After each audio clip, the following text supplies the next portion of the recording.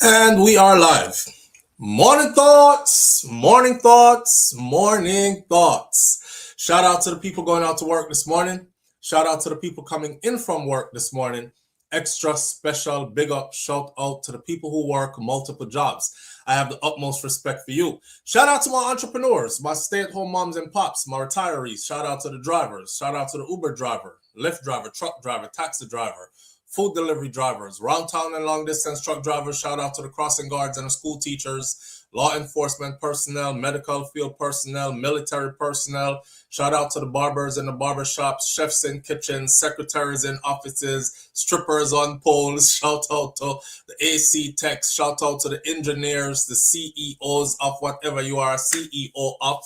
Shout out to every single clean-hearted, good-hearted person. Whatever it is you do for a living, shout out to you too. If you're up and out to get yours, shout out to you. I can't possibly call out every profession because there are a lot of professions out there. So if I forget your profession, it's not out of disrespect, it's just because the list too long. But if you're a hardworking person and you get up and get out to go get yours, then you may attack and you may big up, and I'm shouting out you this morning, right? Shout out to my Caribbean people all over the world. Shout out especially to this little island, the Rock, where I'm from, Jamaica, and Jamaicans at home and abroad, wherever we are. Because you know, say Jamaican, they're everywhere. Everywhere, every place I've been across the world, I have met not just Jamaican or a Jamaican, I have met an entire Jamaican community. So we just go to the people in place, go spread out and just start doing our own thing everywhere I've been. So big up to them here, home and abroad, and wherever else around the world we are. Here we are on this beautiful Tuesday morning. I think it's Tuesday. Today is April 7th, 2026, and we are happy to be here. None make no sense being unhappy. You have to go try happy up yourself regardless of what is going on in life. Whatever you're typing in the comment section right now, I'm probably missing it because I am at the top of the comment section, where I will begin by shouting out at least the first 10 names or so, show my appreciation before we get into the live and what else is going on this morning. So Raddy's daughter, big up yourself. Thank you for being the first one in with a message as well that says, please press the like button. It don't cost you nothing. It's not hard. Just hit the thumbs up button as you enter the live. We appreciate it greatly. Audrey is right there. Audrey, big up yourself. Morning, fam, and present teacher. Big up yourself, Audrey. And Audrey always says this also every morning, and I appreciate it too, because I forget to ask the audience. And sometimes I'm a pride too. I mean, I really want to ask them. I just feel like if you mean well, you will press the button, and then if you don't, then you just don't press the button. You know, me get tired of asking and begging, but I guess that's how it goes. So when she reminds us, I just shout it out. Please hit the thumbs up button as you enter the live. Please. All right. Big up the good people them that will hit the thumbs up button when we ask them to hit the thumbs up button. And the one them who don't, I just saw it go. Marilyn Grant's in the building with us this morning. Marilyn, thank you for being here. We appreciate you greatly. Marilyn says, SouFLo and everyone from Great Britain, good morning. And please remember to like the live. All right. Morning again, Audrey. Big up all our classmates, them in here this morning. Who else there? Black Eagle is in the building with us this morning. Says up, up, up. And our up, up, up means wake up, wise up, and rise up. Right? So we just say up, up, up. Miss Goldie Robinson is in the building with us this morning. Miss Goldie Robinson, thank you for being here. Michelle Ingram was here, but she gone. Anthony Vybz is in the building with us this morning. Well, Anthony Vybz, I say, good morning, SouFLo and everyone on the live. Up, up, up. Big up yourself, family, and thank you for being here. Nance, good morning. Thank you for being here. Donna Davis is in the building with us this morning as well. S Diva is in the building with us this morning as well. I got a couple of more names to call out, and then we're moving on. 2 Ari is in the building with us this morning as well.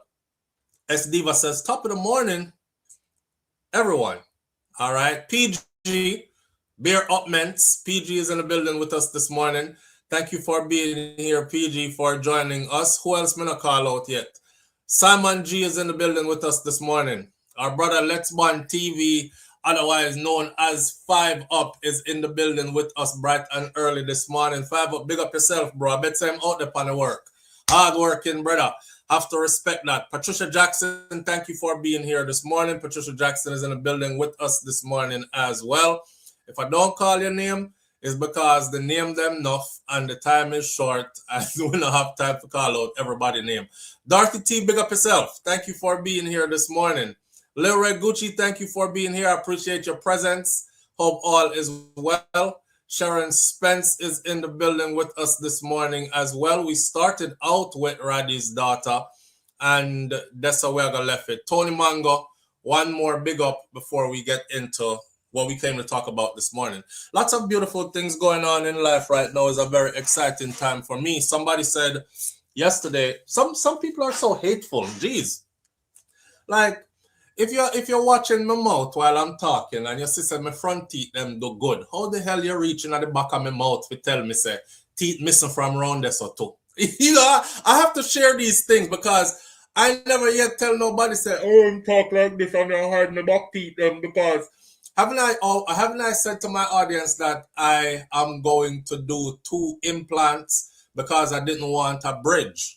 And I've taken the time to also educate my audience about preserving your jawline and what implant does versus what a bridge does. Remember, I put up my finger them so, and them say a devil side me I put up when I was actually trying to show them say your teeth them line up and them depend upon each other to stand up straight. No man is an island, no man stands alone. Well, your teeth them not stand alone either. Them need each other to stand up straight. So when you start lose tooth, is you lose one tooth right here, this one right here will start to lean into the empty space. As you lose another one right here, these two will start to lean into the empty space. Eventually, they will become weak at the root and fall out till you end up not have none. The thing about a bridge is the dentist will build a cap for this one and a cap for this one and put a fake one in the middle. So, and when them put it on, that bridge will be anchored by these 2 teeth that are still in your jawbone.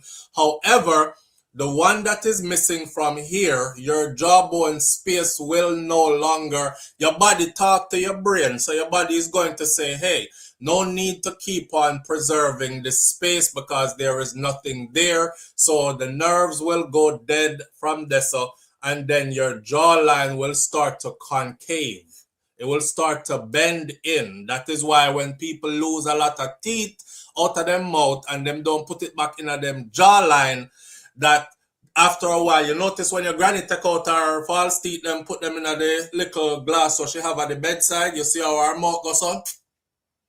And then when she put them in her mouth come back to normal, it's the concaving of the jawline that causes the mouth to go. So while I was doing my teeth, I said, I don't want the bridge. I'm going to go ahead and spend the extra money and get 2 implants. My 2 implants are scheduled. My thing there, it's right there. My dental plan is scheduled. So I have my 2 implants, them scheduled to be done along with whatever. So no worry. When you're looking at the back of my mouth again, you soon not see no space around there. Yeah, go see teeth. The thing about life is so funny is this, boy, you're not even allowed to age and lose teeth and bend your back and get older, all these things. You don't notice in 2026, no old somebody not even have gray hair. Like everybody has black hair.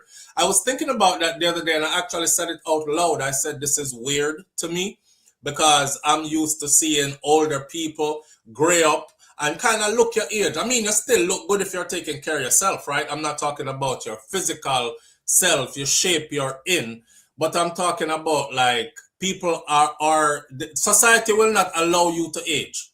They will not allow you to age. They will not allow you to become big smarty. You must always look like you're in your 20s. And that's the problem. They have a whole market that's dedicated to this. Man who till he can't stand up no more, them have a whole heap of pills and pump and this and injection and implant. Woman who titty them not stiff up no more and body start drooping. You know, so them have a whole bag of BBL, CDL, AICBL, all kind of something phone, right? And then them have contact lens from God knows when. Them have something for put in on your lip when your mouth start droop, kaya get older. Them have injection, Botox in your face for take away wrinkles. Them have wig for put on your head when you start go bald. Now them have man unit. It's like you're not allowed to age. And when people see you and you're living natural and you know have the bag of something them, then they have a problem with it. You know what I mean? BM, I know that. I never covered that type of stuff on this channel anyways. That's what my other channel is for. The other channel is called Brainflow TV, BRAINFLO TV. And if you are somebody that's over there, you will see that I did put that video up this morning as well. Not only about Offset, my list is right here. The video over there this morning was about Offset being shot at a casino in Miami. He's in the hospital in okay condition. The baby, the rapper, the artist, rejected a mural painting of his daughter from an artist. And the man rejected the painting because he told the person, I find it creepy that you're a grown man that has pictures, keeps pictures of my small daughters on your site. So I'm asking you, not as a rapper, not as a famous person, as a dad, to please remove them. And the man never removed them. He went and painted one picture and met the guy at an event and publicly tried to hand the painting off to him, so he rejected it. Now there's this big deal out there about how nobody should respect him anymore because that's how he treats his fans and all that. And then the Pooh Shiesty situation, and I talk about rappers living their lyrics versus the generation I come from where rappers didn't necessarily live their lyrics because common sense tells us if you live your lyrics and your lyrics is shoot them up, kill them, do this, that, sell pounds of cocaine, whatever, you're going to prison, right? Right. So all that is over there, my friend, on the other channel. Back over here so now, what we are going to deal with this morning. S Diva said, boy, I not think me coulda do YouTube or this social media thing because it not like explain myself to people. What are we them up in your mouth? Like how squash in a them town. You know, and you have to learn, you know. I've learned over the years to laugh it off and take it in strides and just do what you love to do. You know what I'm saying? You have to build up a resilient character to people's criticism. You have to remember, say, you're the one that chose to put your face on somebody's TV, somebody's computer, somebody's phone screen. So them are going in your mouth, whether you want them to or not. People pause your video. Did he just smile and I saw a missing tooth? Pause. Hold up. Make the picture bigger. Yes, it is. I'm so conscious of the fact when I post pictures, say, inside of my house, I post my daughter for her birthday. I say, everybody help me wish Nika happy 12th birthday. I can't believe this baby girl is 12 already. I'm very conscious of the fact that there are people who blow up the picture big, so them gone past my daughter. Them are looking at the background to see if they can't see anything when messed up or out of place or anything like that.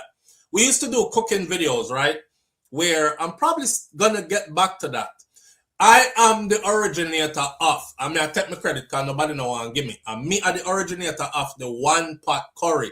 Me no business who wants to say how long them. My granny used to do that from 1960, whatever. And me, SouFLoTV are the first one with the one pot curry on this some 10 years ago or so on YouTube, right? And back then we used to cook and talk while we're cooking and talking. So I would be talking about, say, the Vybz Kartel case, and I say, you know, I don't feel like say him get a fair trial, and I don't feel like say I feel like he was set up because XYZ. How the police officer must take the phone out of the evidence room, carry it, go home with him, use it personally, chop. I chop chicken, chop. I'm say, yeah, man, I season up some chicken and thing. I get my curry, my pot ready, because we're going to do a one pot curry today.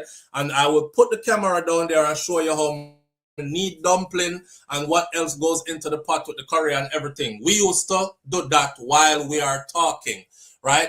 Here are some of them now. Lord God, then I want to way that the kitchen, they're dirty. Me wouldn't eat nothing out of that kitchen. So that's the criticism started, right?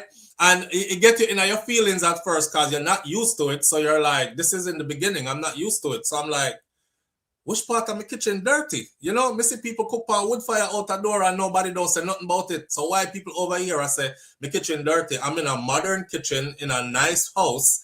and my kitchen dirty. Them time that I was in Texas, I believe. Yes, I was. I was in Texas. I got a house in Texas, and I took my first contract straight out of Kaiser University.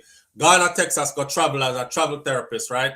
And we rent them house here and stay where we can while we earn this money at a facility that is close by. So I'm juggling that and trying to grow my channel on YouTube. And boy, my Jamaican people them did harsh. Dirty kitchen. You know what? Nothing for them out of that the kitchen there. All kind of something like that they would say. You just learn over time to make people talk what them want to talk, say, while you keep on doing what you do. I heard Miss Kitty say one time, nobody watch the knives in the market, watch the sales. You understand? Don't bother watch the knives in the market, watch the sales. I say, all right, Miss Kitty, that me I run with. Me now watch no knives in the market, me I watch the sales. So them can go and talk. I'm watching the sales. You know what I mean? Morning, SouFLo and family. Thank you for being here, fam. And yes, Neka, my baby girl, 12 years old. 12, just like that. And she hit me up on her 12th birthday. Daddy, come here, let me tell you something. I said, what is it, Nika? She said, come, closer. Me already know why now. She want a whole heap of money for her birthday. I'm like, God have mercy. So I have my two sons, their prom night fell on my daughter's birthday.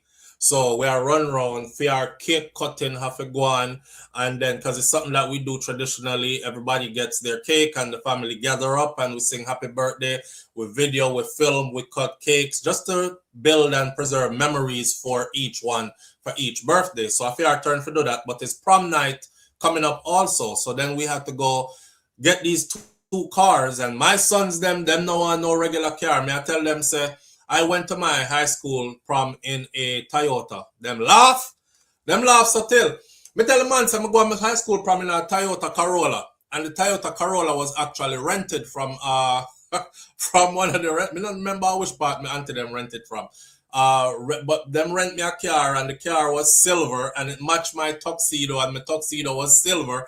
And my sons were laughing their asses off. They're like, nah, Dad, a Toyota? I said, yes. And if I rent you a Toyota, here it goes to him. Yeah, if you did that, I would just not go. I would just not go.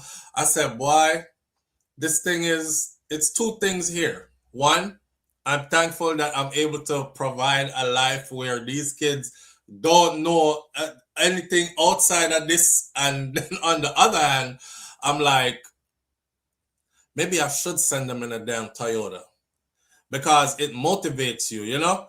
It motivates you if you want to do better for yourself. When you show up and you see other people have way better than you, and then you have to say, nah, man, I gotta get up out of here because my dad can't afford it, my mama can't afford it, I gotta go get it for me. Come rescue my family and myself, something like that. Nah, my kids are just chill. You know, I may have to push them like I want their goals for them more than they want it for themselves, even though them say them want it, you know. Me, I feel my guiding is like, it has to be constant. Because any little minute, you'd stop paying attention to them. Oh, them just wander off like stray picnic. Gone. I'm like, hey, come back over here. Remember what you said out to? Oh, yeah, I'm back on it, Dad. I'm back on it. Boy. So, yeah, they chose 2 luxury cars. And we had to go pick up the 2 luxury cars about an hour away from where we live. I mean, I said the rental car places are right around where we live, right? We can go Hertz, I can go Enterprise, I can go. They're like, nah, we don't want anything from any of these places. I said, Hertz, what kind of car you want? Them want some Mustang convertibles. I said, Enterprise got Mustang convertibles. I rented it from them before. They're like, nah, that's basic Mustang convertibles. We're not talking about those. We're not talking about those. We talking about GT souped up, this, that, and the other. So, yeah, I had to tend to that this weekend. Plus, I'm not lie, it was all fun. Me watching them go off to prom, me watching them dress up in a them suit, me watching them, you know, drive off in the cars, back to back, 2 brothers, back to back. They dropped the top on their cars. And man, they stayed out until it was almost 2 a.m. in the morning. And the whole time I couldn't sleep.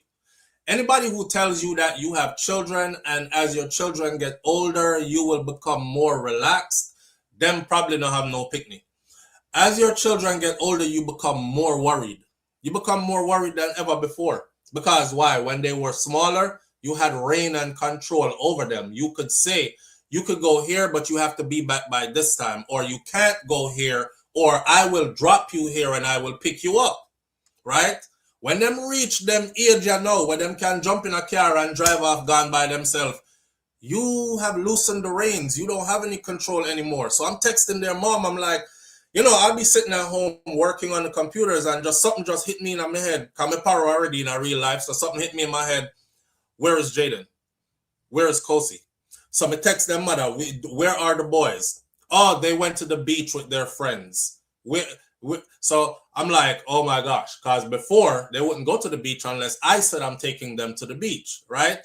Yes. So your problems actually grow. Your worries grow. Not so much your problems, but your worries grow.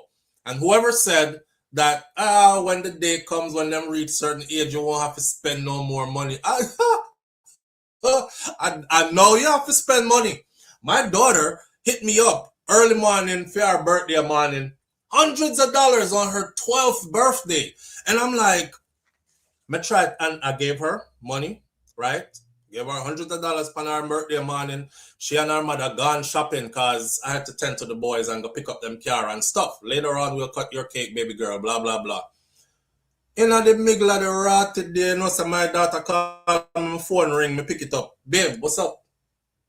Daddy, I have this thing I want to say to you, right? That's my daughter. I have this thing I want to say to you, right? But I don't know. I'm like, Nika, just spit it out. Just say what it is.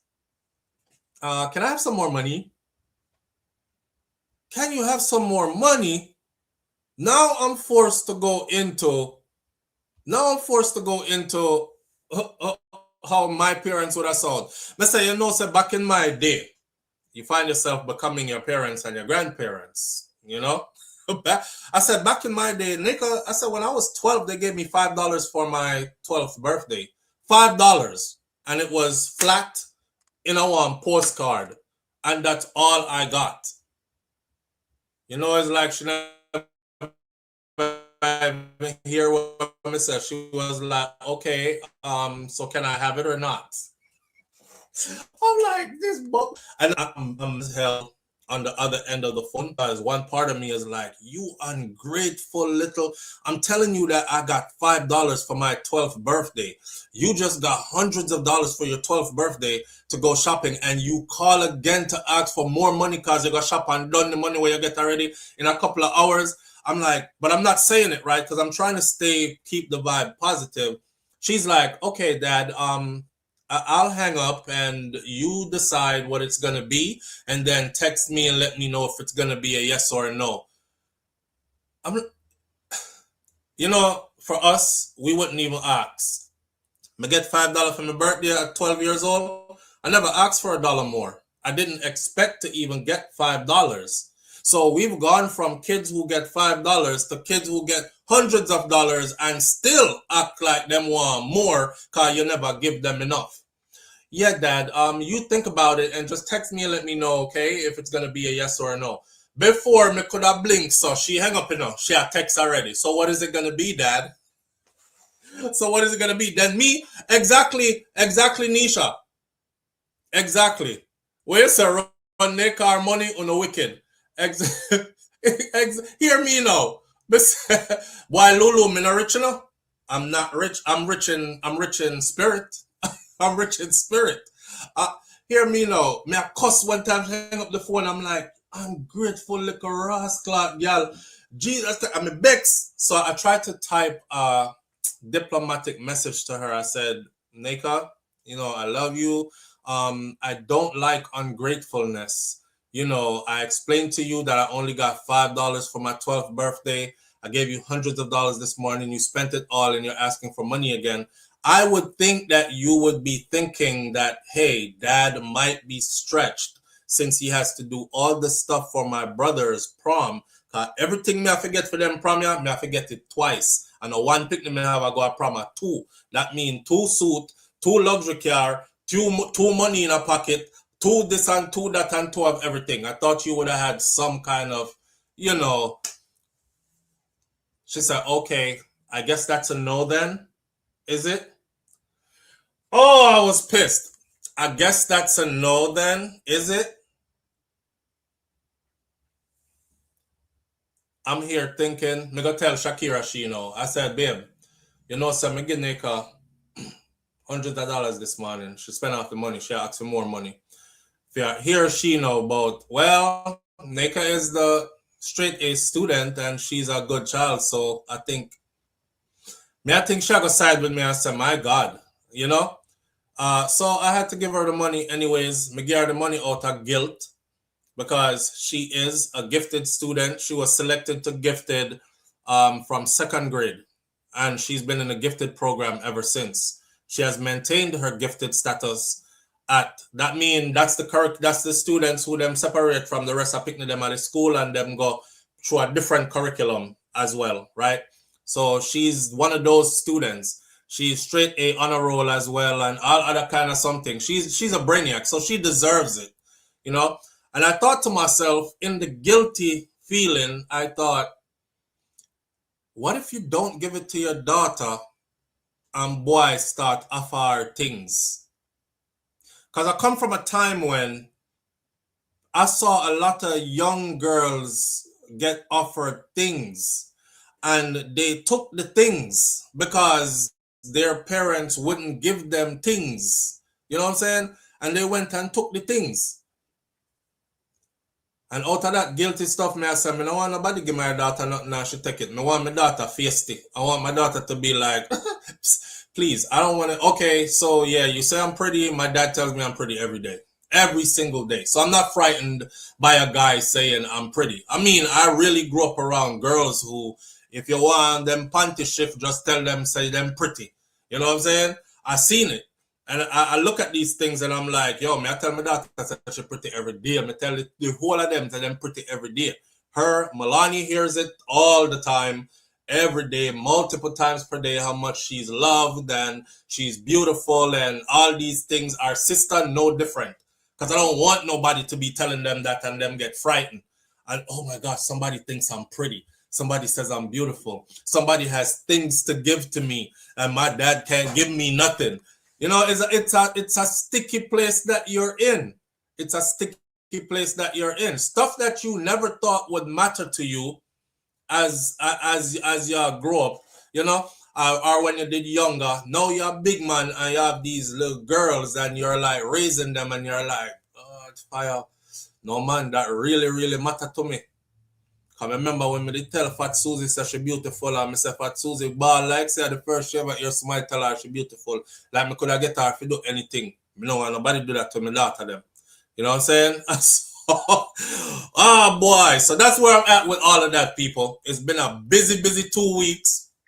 From driving go way up way to back down way and all kind of sitting up going. It's just been busy, but it's been life. Life is lifing. You know, from aging and teeth drop out and all. Actually, my 2 teeth that are missing in the back, I had those taken out. I had them taken out because one became, they actually had cavities in them. And then they got to the point where the dentist said, do you want to save them? We can do a root canal or something, or we just take them out. At the time, I was very broke in life. So I said, how much is the root canal? And the root canal was $1,000 and something if you go pay out of pocket. I mean, I had no insurance because I did broke. And then the taking it out was like $160. So I said, take it out. And the dentist back then said to me, you're too young to be yanking out all your teeth like this, you know. You should really look at trying to preserve your teeth. And I said, I don't have money, not no $1,800 or however many it costs to do a root canal and preserve the tooth. So just take it out. But now here I am in life where I am somewhat financially able, so I can go put in back teeth. Now, back in my mouth now, before the rest of my teeth them start collapse, I'm end up with mash mouth and don't have no teeth in my mouth. That's life. We're living life. All right. I told you all, man, none of us are going to escape this thing alive, so you might as well try your best to smile through it, take some things, turn joke out of it, and all these other kind of things. My dad used to call me Fat Shark. Fat Shark? What kind of... Denise? Wait. So that's true. My mom warned me about tech man things. Yes, when you have daughters, you better talk to them about tech man things. And not only that, I would tell the men, especially when you have daughters, your ass better be there, because she will go out looking for love and affection from a masculine. She can't get it from a masculine from her mom, because her mom is feminine. You know what I'm saying? She's going to go looking for it from a masculine. The girls that I saw throughout my whole life on earth so far, which has been many decades so far, the girls who I saw who actually held up out in public and their integrity was intact and nobody couldn't flip them, or what we used to call clothespin, squeeze our head and our leg them open.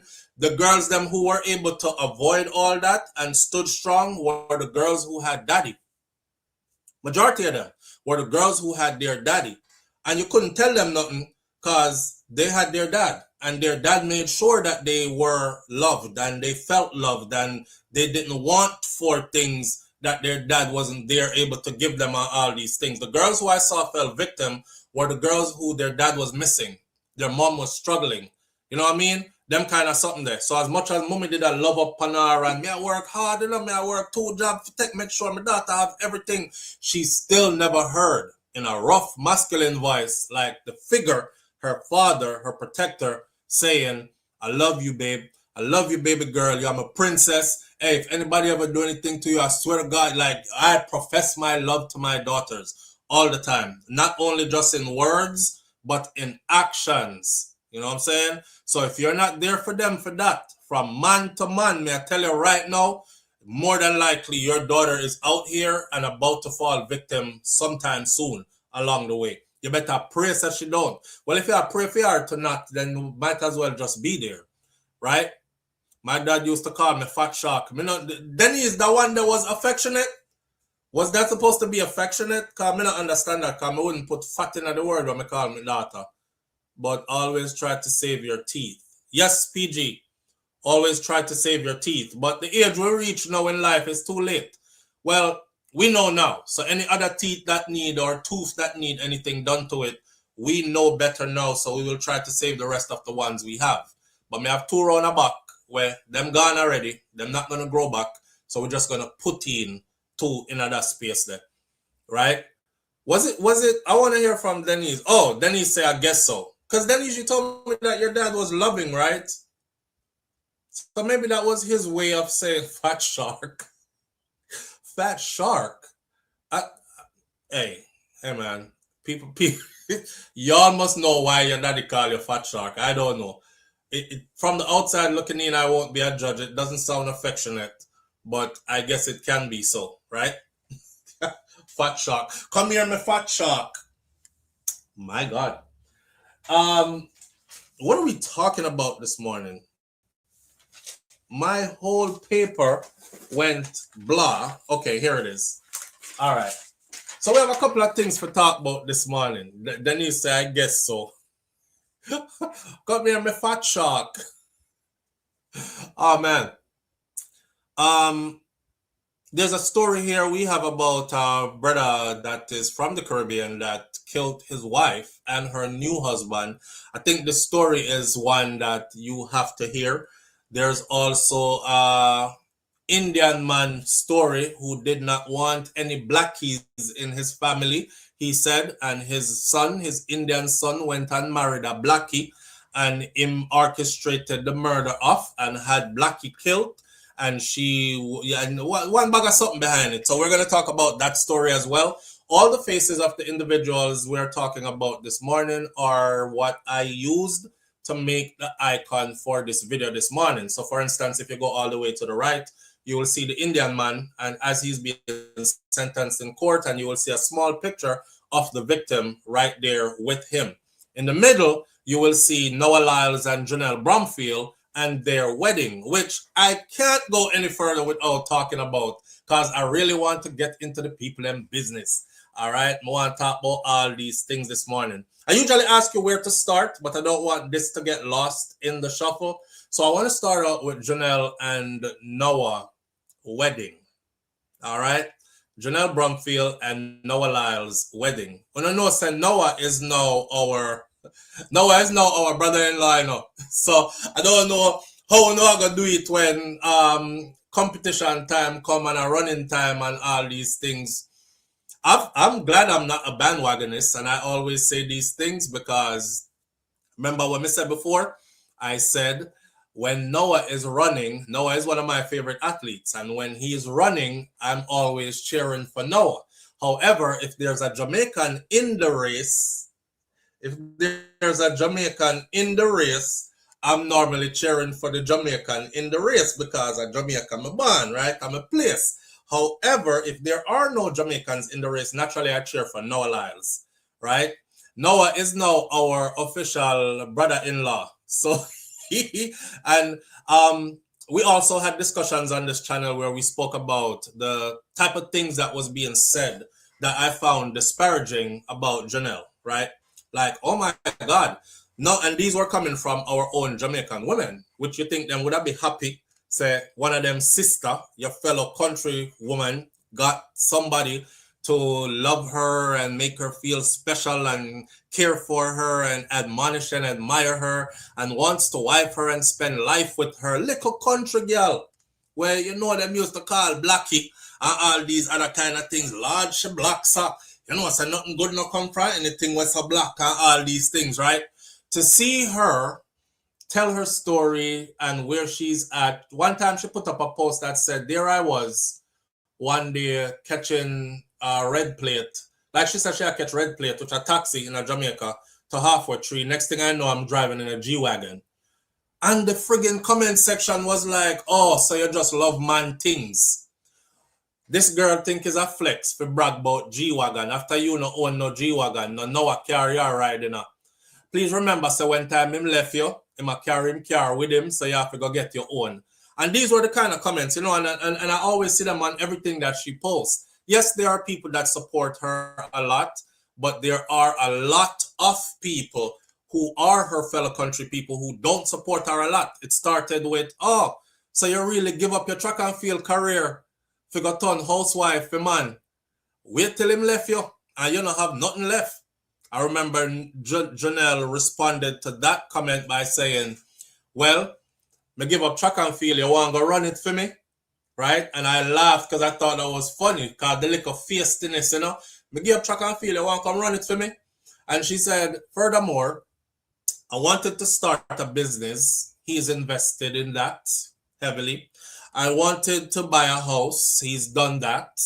And other things what she said she wanted to do. You know, I wanted to be married and this, that, and that. And we're on our way to doing all these things. So what is the problem? And I was saying to myself, remember when we did a talk to Marie the other day?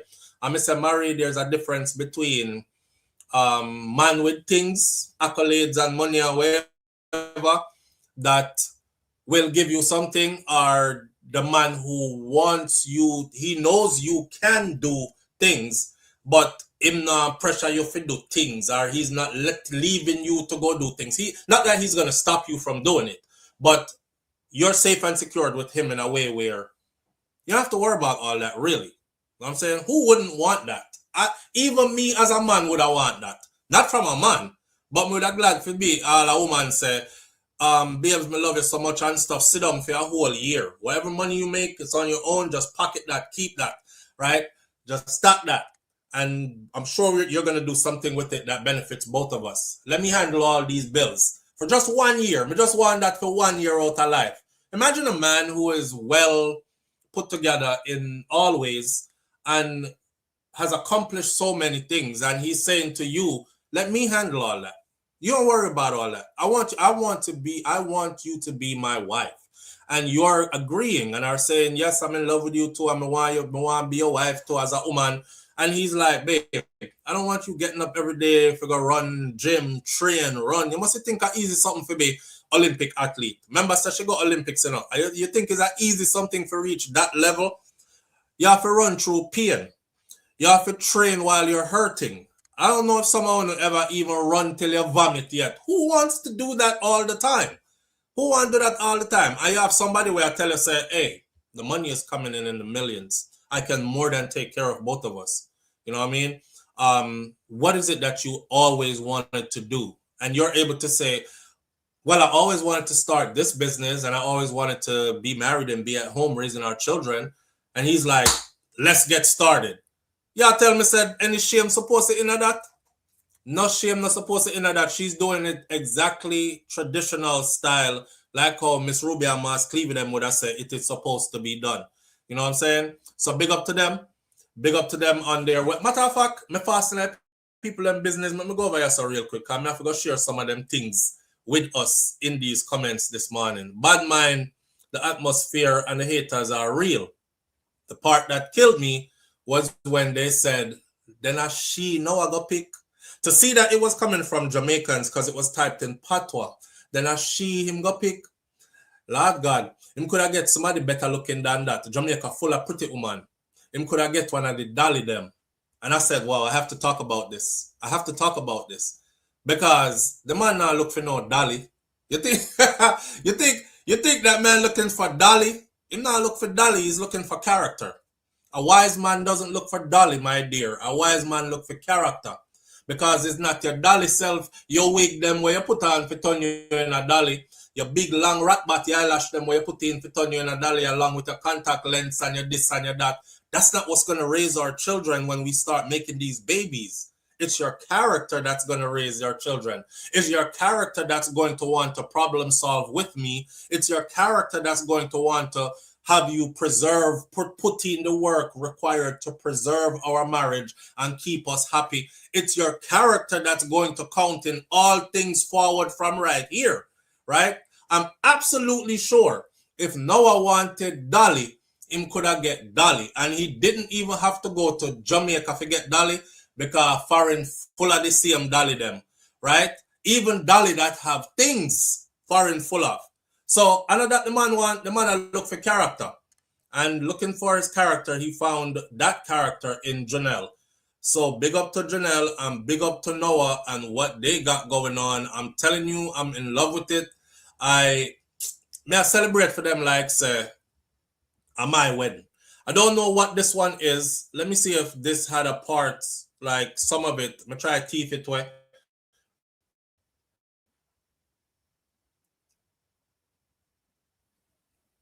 You know,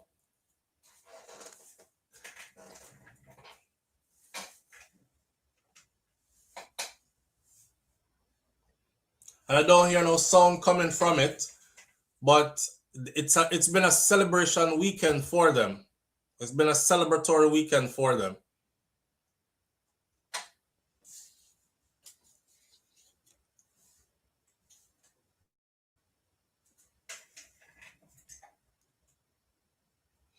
That was when I think that was when he proposed. And when he proposed, there were a lot of Jamaican women who were like, him not married her, you know. Watch and see. When he proposed, hear them 20 years later, wedding bells will be ringing. Noah actually set a time. And he said, I am very intentional with this. And we will be married by XYZ. And to the date, that's exactly what he did.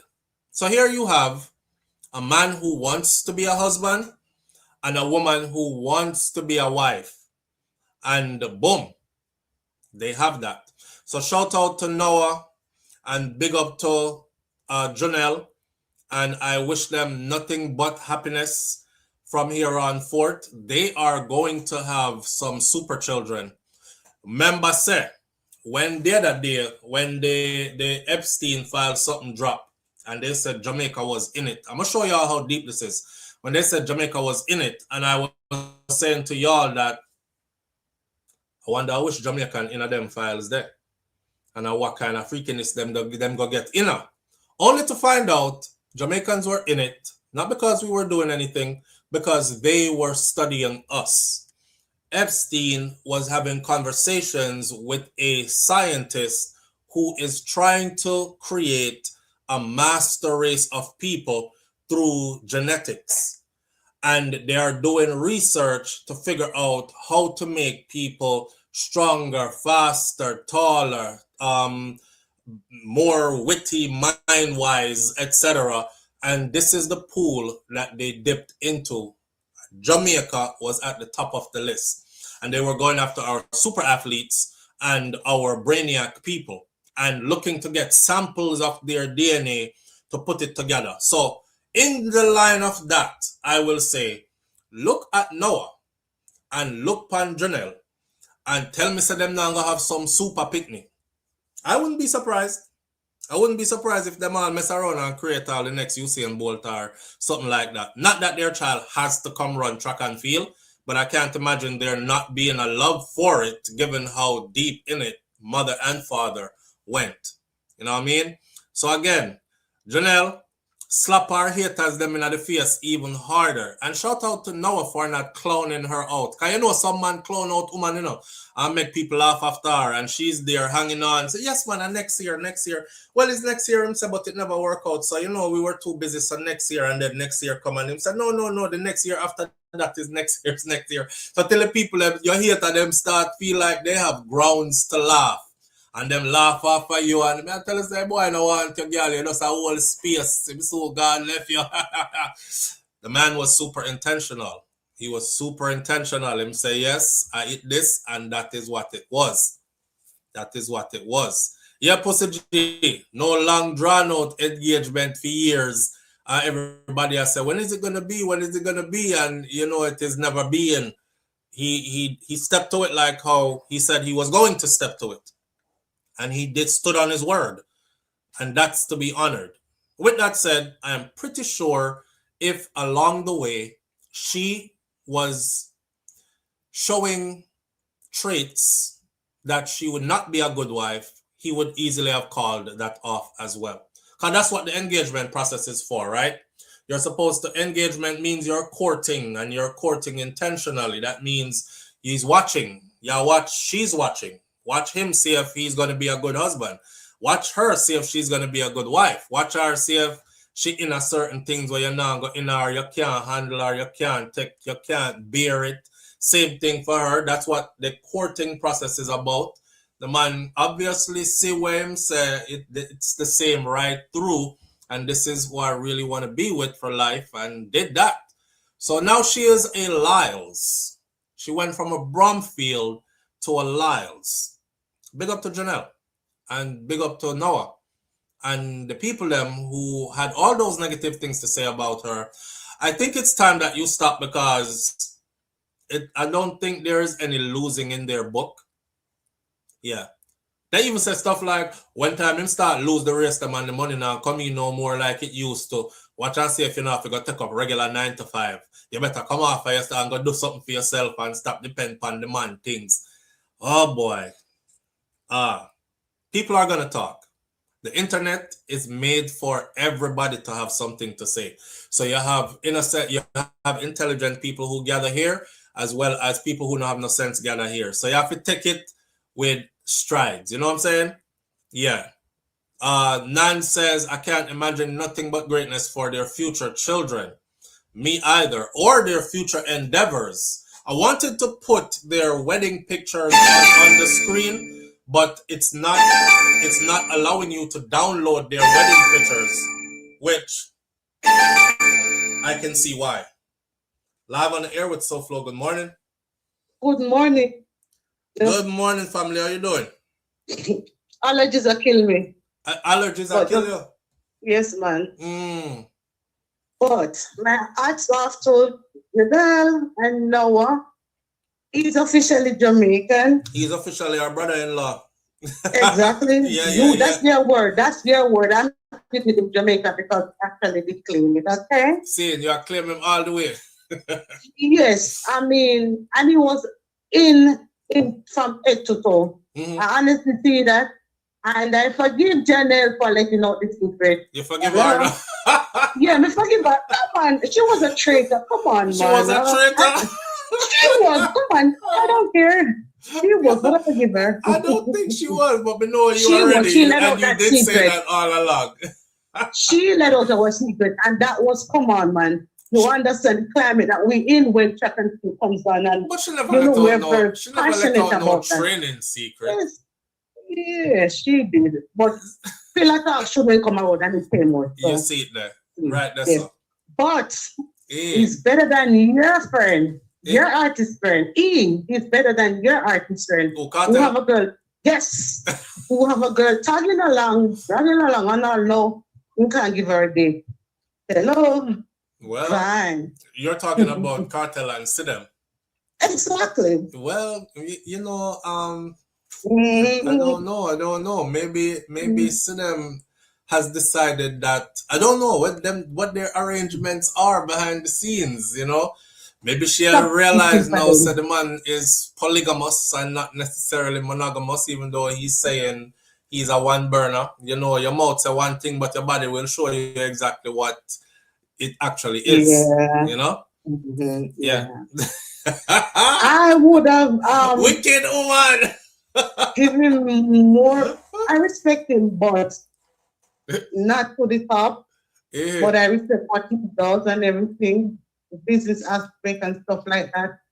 But for me, just the girl was there with him for how many years. And it doesn't fit well. So you don't think them probably married already behind the scenes? Well, if they do, fine, that's good. And because it's not everything is going to be public, because I'm a very private person. Right. Well, I'm on social media like this, you know, but Facebook, IG, and then stuff, TikTok, I'm not on it.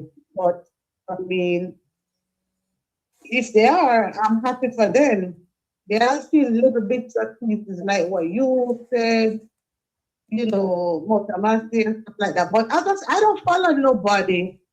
Yeah. Well, so I don't know about them like that because I have mind to live. Yeah, that part. Yeah. All right. So we're gonna wish them all the best and hopefully sometime soon. Not true if they're not already. Yes. Yeah. All right. Not he pays up. Pays are very good. All right. Hello. Yeah. All right. Big up yourself. Yeah. Well, Cinnamon Kartel thing. I don't know. Have you all seen Kartel lately? Like, you know, he'd be out on the yacht having fun. There are a lot of ladies on the yacht who are, I don't know, the people that might look like this. I say, where's to them? And why Kartel I wind up on the one, this one, when you know that girl the ears. So I don't think he likes it when people ask where is to them. But I think Vybz Kartel must also understand that he's a public figure. Not only are you a public figure, you are one of those controversial public figures. You know, you've always been that. So the rumor mill spins, and people are going to, if them are talk about poor Janelle, imagine what them are talk about you say. You know, I saw one of the yacht videos yesterday, and I thought, is this teacher's pet loading? Kartel always have something up his sleeve, you know. So me that thinks that this is teacher's pet loading. This might be something that's happening. Teacher's pet. Remember teacher's pet? I don't know if some of you know, but Vybz Kartel was the first one and the only one that has done it out of Jamaica. You know, it was kind of like, how should we say it now? Hugh Hefner with Playboy. Yeah, Vybz Kartel did live like that before. Hugh Hefner with Playboy stuff, we're a boss. And teacher's pet, one bag of woman in a one house, all fighting for the teacher's attention. Yeah, I'm thinking that something teacher's pet 2.0 is loading. I say, if him say my one burner, then him can't do teacher's pet, but he can probably have his sons do teacher's pet 2.0, right? And Kartel like pass through and yeah, come here, my son. Let me give you a little talk. Hey, little Vybz, come here. I say, yo, that one day I read. She not look like she too righted in her head, you know. If you gotta choose a girl, you know. I think this would make interesting TV. Just cause if I was the cameraman, me that right up your son, right? I think that one day she not look too righted in her head, you know. The yellow one, the one in the yellow dress, she looked more stable, but that one in the red, she would have caused a problem.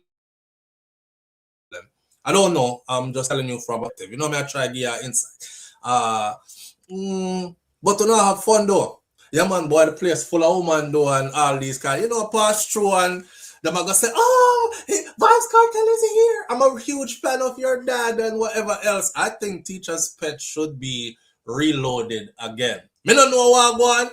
And I'm not gonna pretend to know what's going on with him and see them and if they're married and not married and how come him set a date. Audrey said, how we know so them don't have a date or how the lady know they don't have a date set. Well, to be fair, they did set a date. Them set a date and the date passed gone long time. So I don't know if they set another date and it was in private or whatever the case may be. See them that they all our corner. The day one time somebody sent me a video of him on a yacht with all these women and him out there enjoy himself, you know. I just forward the video to my timeline and make everybody see it too. And then I thought, where is she then? She not up on the boat. Maybe she is on the boat and she is the camera person. You don't know. You know, because they've done those kind of stunts before. Controversy sells. Controversy sells. All me know see them strong because me couldn't do it.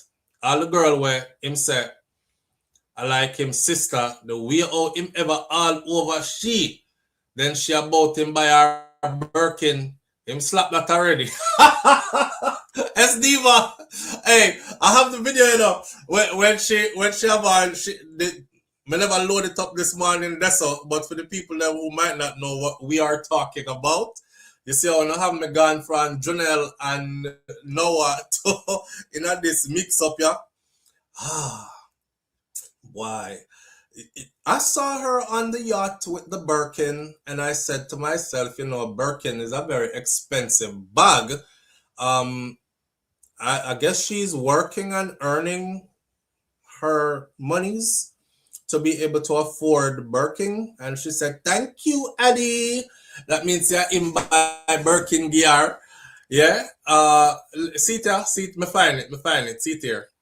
So Vybz Kartel is out here living his best life. Honestly speaking, if a man did 13 years in a Jamaica prison and then come out, he's going to want to do some catching up to what he has missed, especially if he is somebody who is high profile and in the position to be able to afford these things. One of the things that I think that we do as people is we always expect our famous and rich people to live normal lives. And when they don't live normal lives to our understanding and within our capacity, then we start throw arrows at them.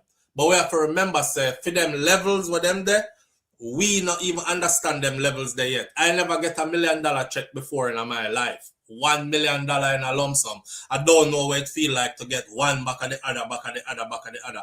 I don't know what it feel like to go buy a $360,000 car, a $560,000 car, a $780,000 car, a $360,000, and you just buy them back of each other. So, and it's not hurting your pockets. I don't know them kind of levels there. So we just have to be entertained from the outside, but the conversations are good regardless. It means that people are talking about you, right? See it here. This here.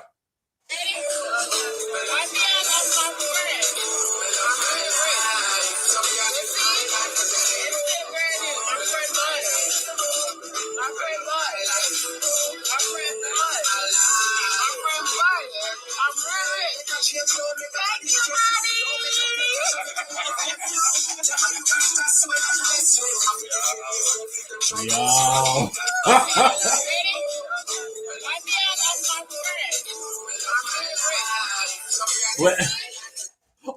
Wait. While DeMarco is playing in the background, oh, me love my life. Oh, let me live my life today. Oh, me love my life. Why? Thank you, Andy. Hey, listen up. The man live his life to the fullest year, sir. Him have 13 years to make up. Yeah. Dorothy T said action also speaks louder than words. That is absolutely true. As Diva says, Sister Maras, him all over she more than him all over see them. Mrs. Smuddy in the comments I say, I saw this girl not go home because she live up under him. I saw this girl not go home. Well, Audrey say, yes, I'm already slapped that. Oui, poor little me. trying to understand big millionaire lifestyle. I can't. I'm broke. I don't understand it. And then, of course, you know, Aishana resurfaced. Here she is. Remember that.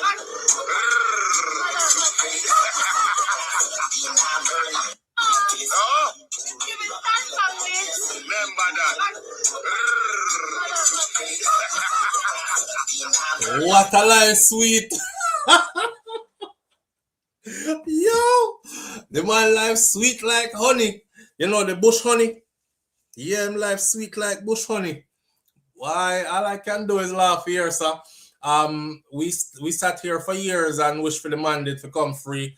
And why for the come free part? We sat here for years and wish for him to get his freedom and come out of there, forward out of that prison cell there, or that prison building there. And back to life, back to reality. And he's enjoying it. He's back. He's out here living life, you know. What can I say? More power to them. One thing about him don't slack on the music. As far as being productive and creative and putting out good music consistently and constantly, as far as touring. I think he's going to be in St. Kitts not too long coming up, and then he's heading to Africa. Like, the man stay busy on him thing. It's not like saying just, I do one thing.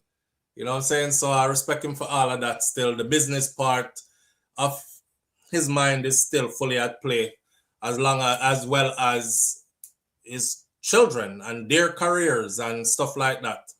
So big up to him for all of that. He might live his life to the fullest, yeah, man. I don't understand the levels because I don't reach the yet. I'm a spectator. I'm on the outside looking in like everybody else. I don't want to talk about see them all these things, because if him not talk about her, who is me to talk about her? You know? She says she good, she good. Yeah, kind of like the politician in Jamaica who beat him wife, and the video camera did catch it.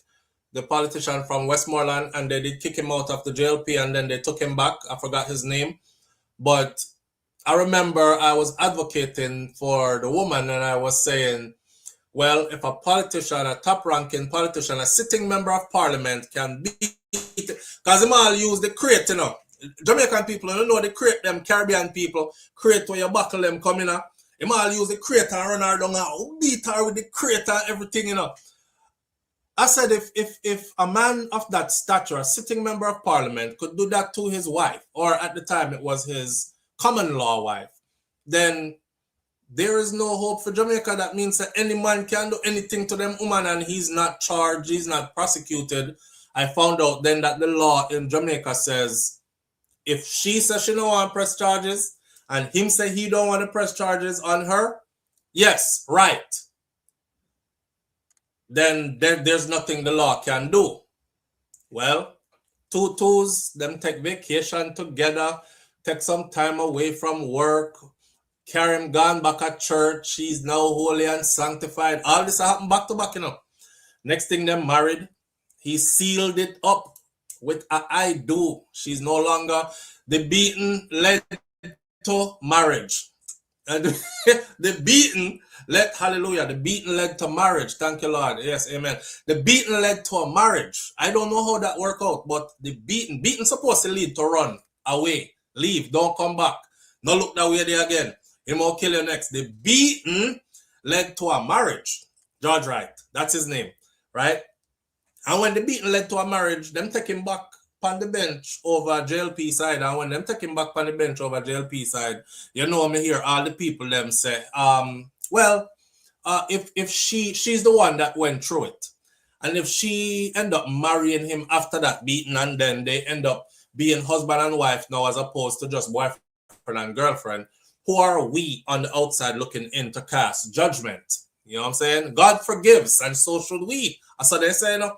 And then ring the bell, so you know JLP have a bell with the ring, and then ring the bell, so bling, bling, bling, bling, bling, bling. Said George Wright must be forgiven and come back into the fold, back on the bench of the JLP party, bling, bling, bling, bling. We forgive our brother. And just like that, he was good again. So, me learn to not talk on people business. Because here I was advocating for her starchly, only to find out, say, that beating was the motivation needed for him to walk down the aisle and say, I do? She had already invested how many years and years and years with him. She did a wonder when time for our engagement did I go turn in a wedding, and it actually did. Right? Vybz Kartel, I go stay out of them business because I don't know what them have a go on behind the scenes neither. The Birkin she is showing typically costs $29,500. I don't think she have a real one though. Man, listen. Here what me I say, Lulu. We don't understand them money. I remember when Vybz Kartel forward out of prison and people were like, him broke now, you know. All right, so I'm getting freedom, but him broke. He have to go wait upon the money that he come back because they ruled when he was freed.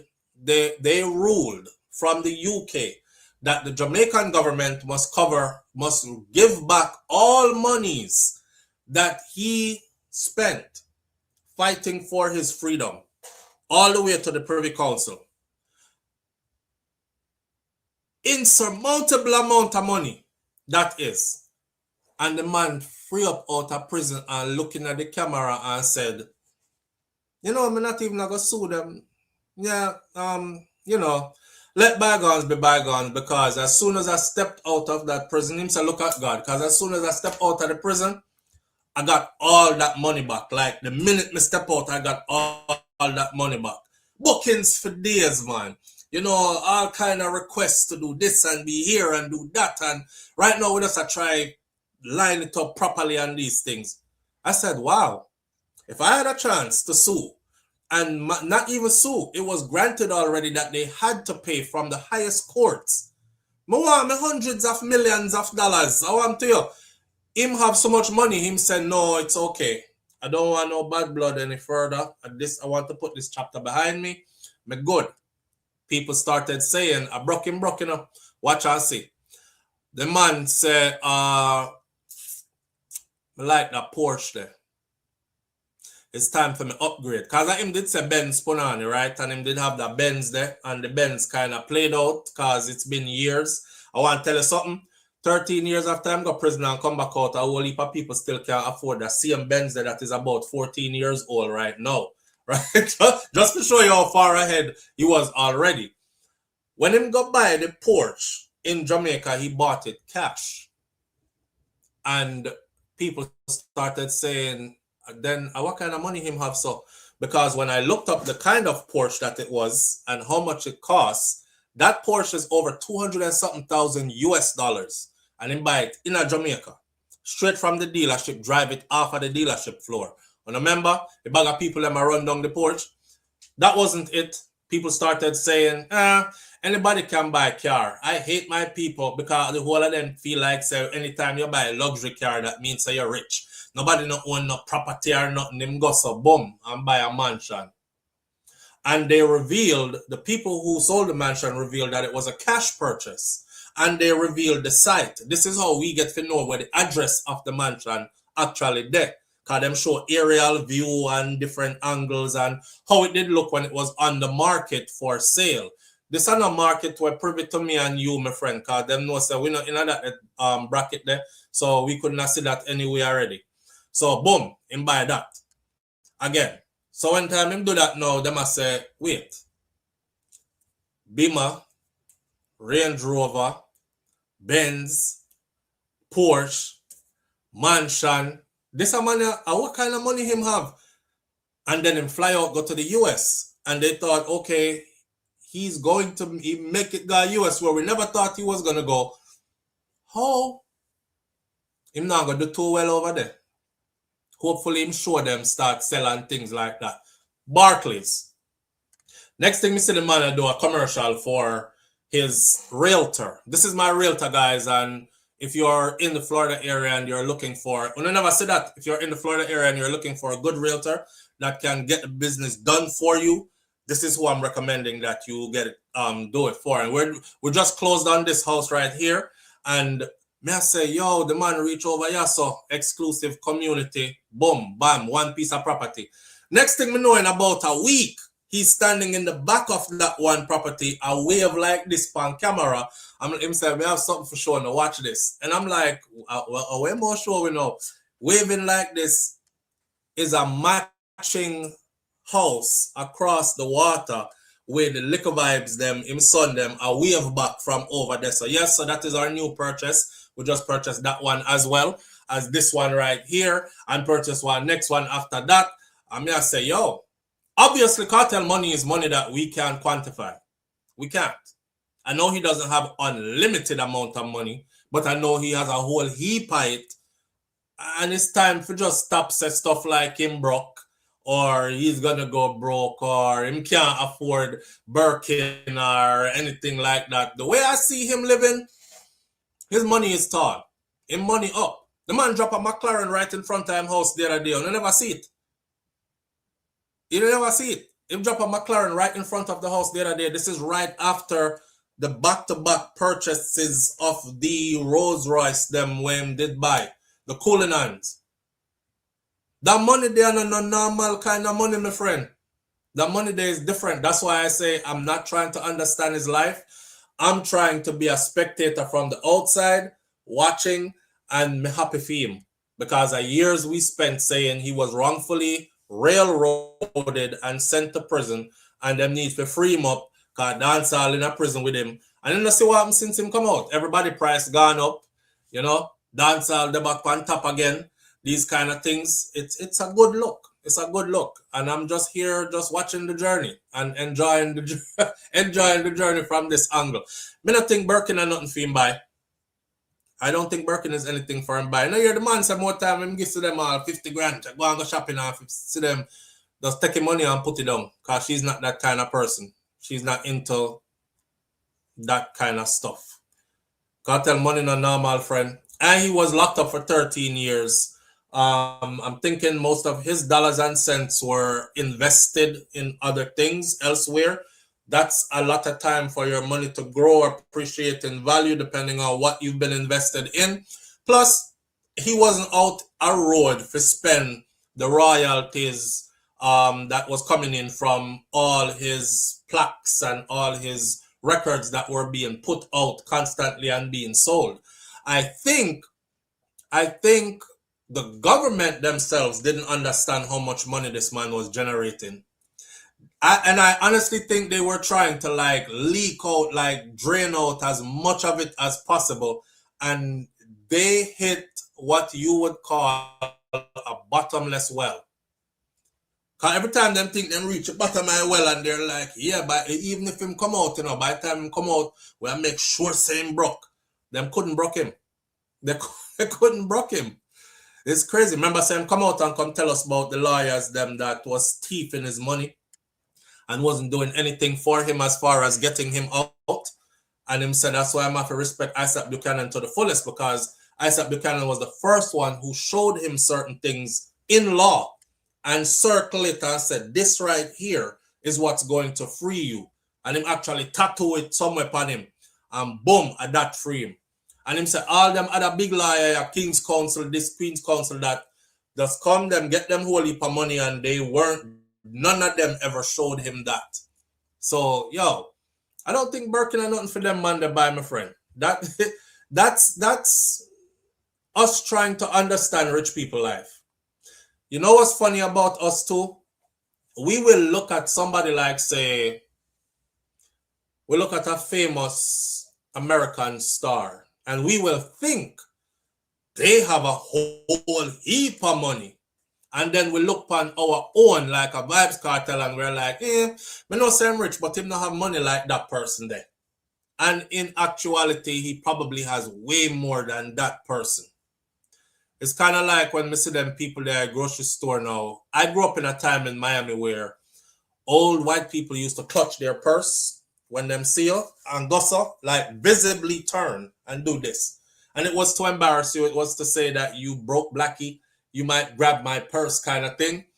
And now, as a grown man, when me know, like a lot of them depend social security and barely making ends meet, and when them go shopping, them pull out the whole heap of coupon, and they can sometimes them have put back items because them have to put back the 2 can of soup, because them have to decide between the 2 can of soup and this loaf of bread and them 2 banana here, and they're struggling financially, right?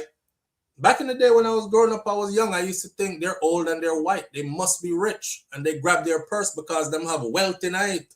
And now when them do it in front of me and grab them purse, me laugh because I'm thinking I could probably pay for your groceries today and ease your burden financially. You know, I've delivered newspapers. I've been to a lot of these places. On my newspaper route, I had 2 buildings they call towers where I live. One have 2 towers stand up beside each other, and the next one have 1 individual tower on its own.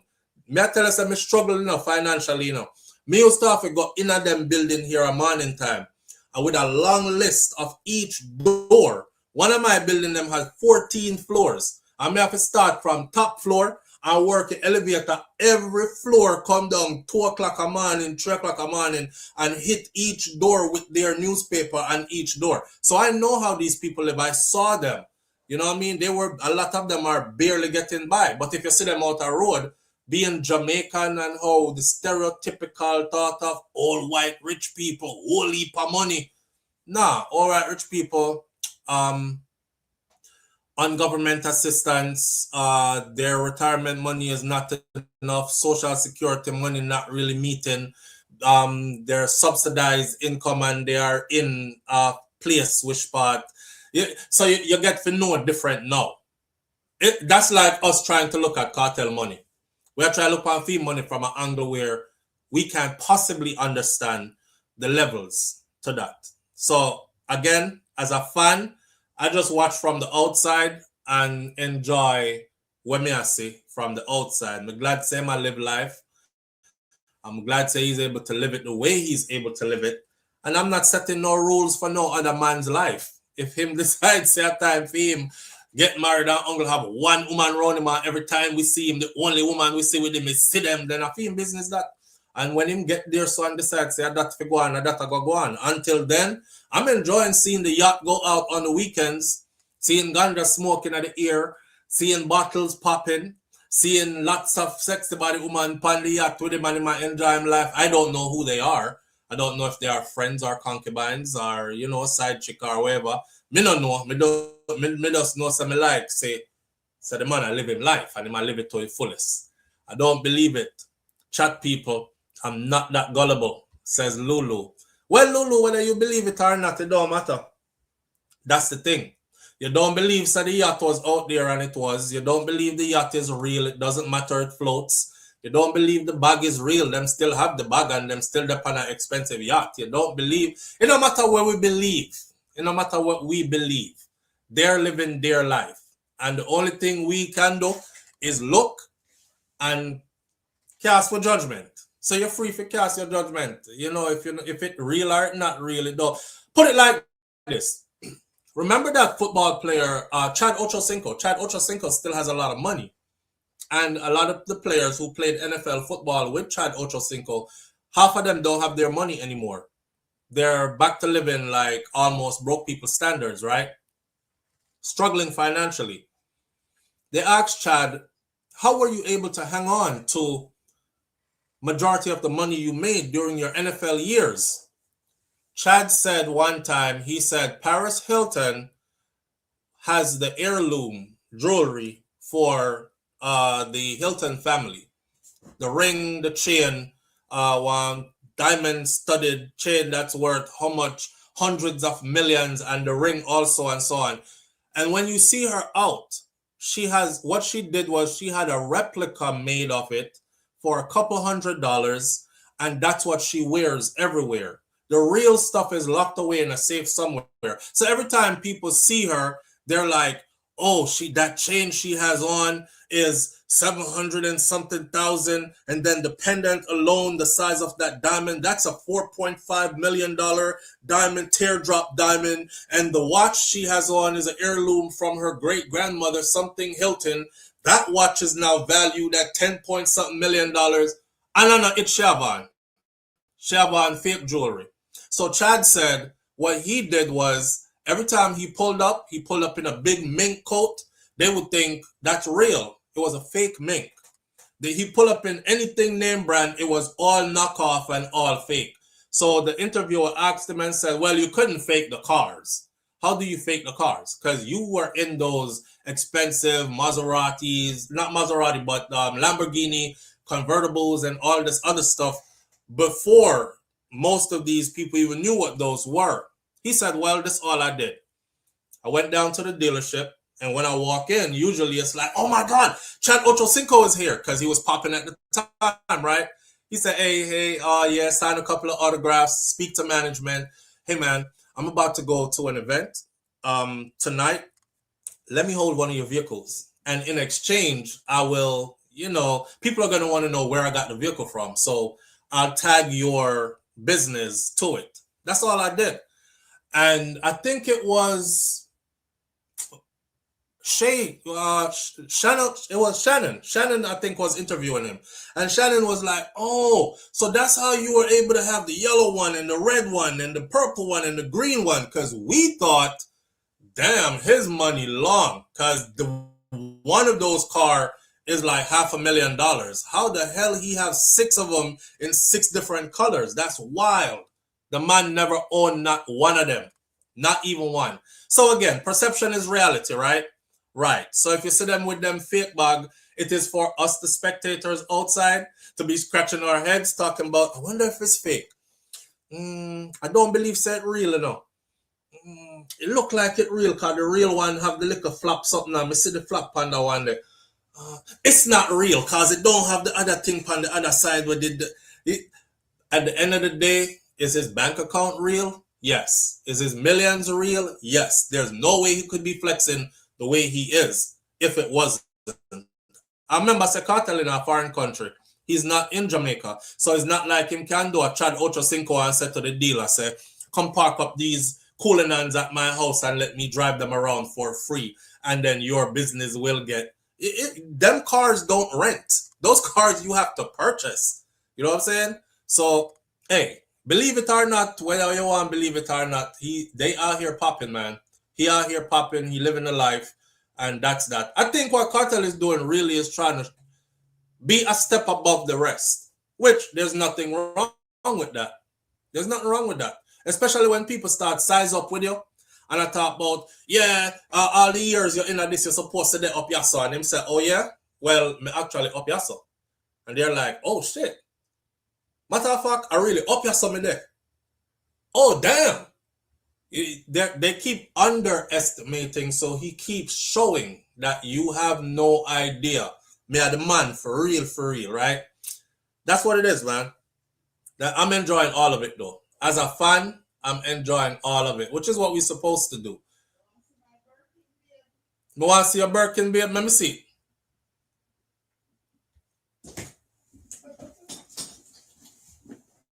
Let me see. See. Even Shakira and Birkin. May I laugh, because even Shakira and Birkin, you know what's funny? Every now and then I do this, right? I keep this right here for motivation. So watch this. Even Shakira, I'm going to just grab a stack real quick. See? I don't want to mess up my baby girl picture, a wifey and baby girl. I don't want to mess up them picture. I keep that there as well. But even Shakira have a Birkin. You know what I'm saying? Birkin the boat. Birkin is the Birkin. I can scrutinize it meticulously to see if it's actually real.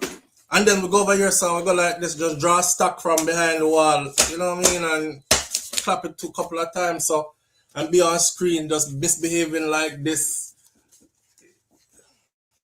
And be like, yeah, we out here counting hundreds. You know what I'm saying? We out here counting hundreds. We got money in real life. Here, one day, I do this, right? Here, Kai.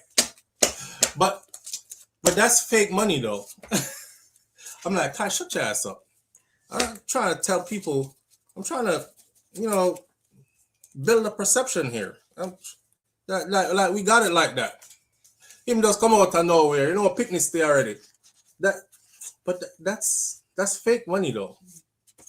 Some of them here need to turn around on these kind of things. We're going to sort it out, because the picnic them not stop messing with my hundreds. You know what I'm saying? But, you know what I mean? We got lots of it. You got lots of it. See that? Stacks. Stacks. Stacks. Sound different when it hit. Stacks. Pass me back, come on. Yeah, somebody know. I wonder where you live. Can go in the house there and find out if a stack's for real or not. Audrey said she loved the color of it, babe. Oh, thanks, yeah. But hey, man, people out here doing their thing, man, and they get into the money in real life. It's just that it's money that a lot of us can't understand. We can't understand how the cash is generated. We can't understand, you know what I mean? So, I mean, hey, Papa decided to stay home today. Hey, Pop. Hi. Say hey, everybody. Hi. Tell them say you're tall. Not sure. Yeah. You gonna play basketball? Yeah. Do you really want to or not? Yeah. Damn, that was a long thinking. We got to talk about that some more. All right? Yeah. All right. So Papa Day here. He woke up this morning with his eyes swole. I be telling y'all, so real life be happening behind the scenes. Papa wake up this morning with one of them eye them swell up. It's going down now though. It doesn't look like how it looked earlier this morning. I don't know if something biting pan it or whatever. We live in Florida, okay? Creepy crawlies are all around. No matter how you seal off your house and keep AC high and spray out this and whatever. Some little mat, something I go get in your ears, in your nose, in your eye, something. So anyway, or maybe it was when he was outside yesterday and it didn't swell up until he went to sleep. So this morning him wake up, him eyes swell up, him say him don't want to go to school. So we said, okay. We asked Melanie if she want to stay home. She said, nope, she want to go to school. So I took her to school this morning and left Papa at home. What you got to say? You don't have to have anything to say. I'm just asking you what you have to say. I like showing you off though, because these people been seeing you since you were like teeny tiny. If you look at the look at the screen, see Donna Davis says hi Kai. You see, Sandra Cuellar. Sandra Cuello, sorry.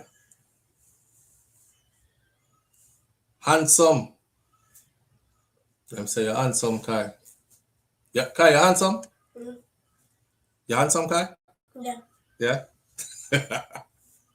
All right. Go find out why your sister crying, man. What your mama doing? I love you. Really? All right. Yeah. All right. Close my door. Thank you. All right. Here we are.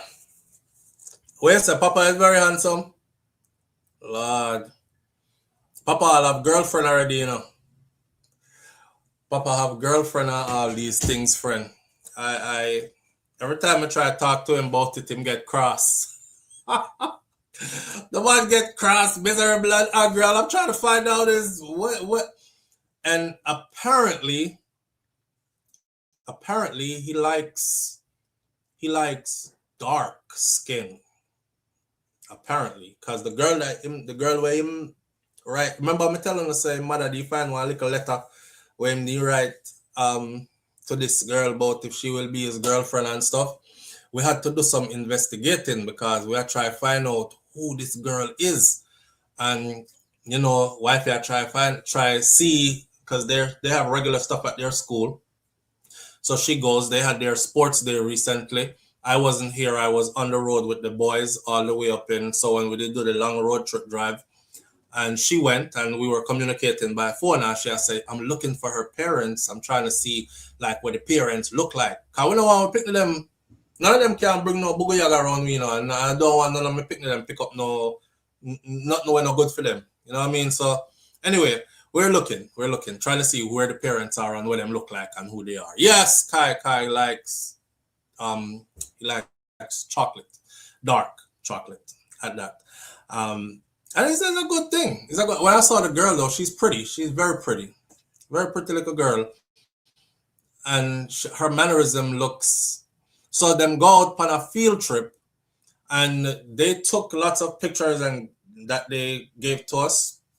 or sent to his mom's phone so we can see what the day was. They went to the fire station, them go here, them go there, as a class on a field trip. But me notice that in the picture, like when them go in the fire truck, cause they allow them to go in the fire truck, see what it's like inside one, it was two of them together in the fire truck. When them go sit down, cross-leg style on the floor and they're getting taught about a couple things, and she sit down right next to him. That's so me said to wife, say, is a date them go on. It's like the whole class go on a field trip, but the two of them go on a date. Right? Honestly, I'm thrown. I feel good because me know say my son a girls him like from early. I don't think any man get up and say, oh, my son be a Batman and I hope him find a good boyfriend. You know what I'm saying? So when you see it from early, but me telling you that already about Kai from early though. And hey, there's nothing against who is how they are. I'm just saying, it's not something I would wish for my son. It's not something I want to see. If something like that was to happen, God forbid, if something like that was to happen, then that's just what it would be, right? But in reality, this is what every man would have wished for. See? So when I saw Kai was really small, you couldn't hug him. I'm gonna tell you two things. One is, as a man, you couldn't hug him. From him did little. Even me, him would have give me like one quick hug and then release. Like, all right, enough. I mean, as a person will like hug them and squeeze them up, you know, and kiss up their head, up on their head and stuff. And he'll be like, like that. I was like, damn, Kai can't hug him for too long. But I noticed that his mom could hug him forever. You know, but me no couldn't hug him like for too long. And I realized that it was that man energy and his body saying, like, man not supposed to hug up a man for all that and do all them, the kissy sitting there.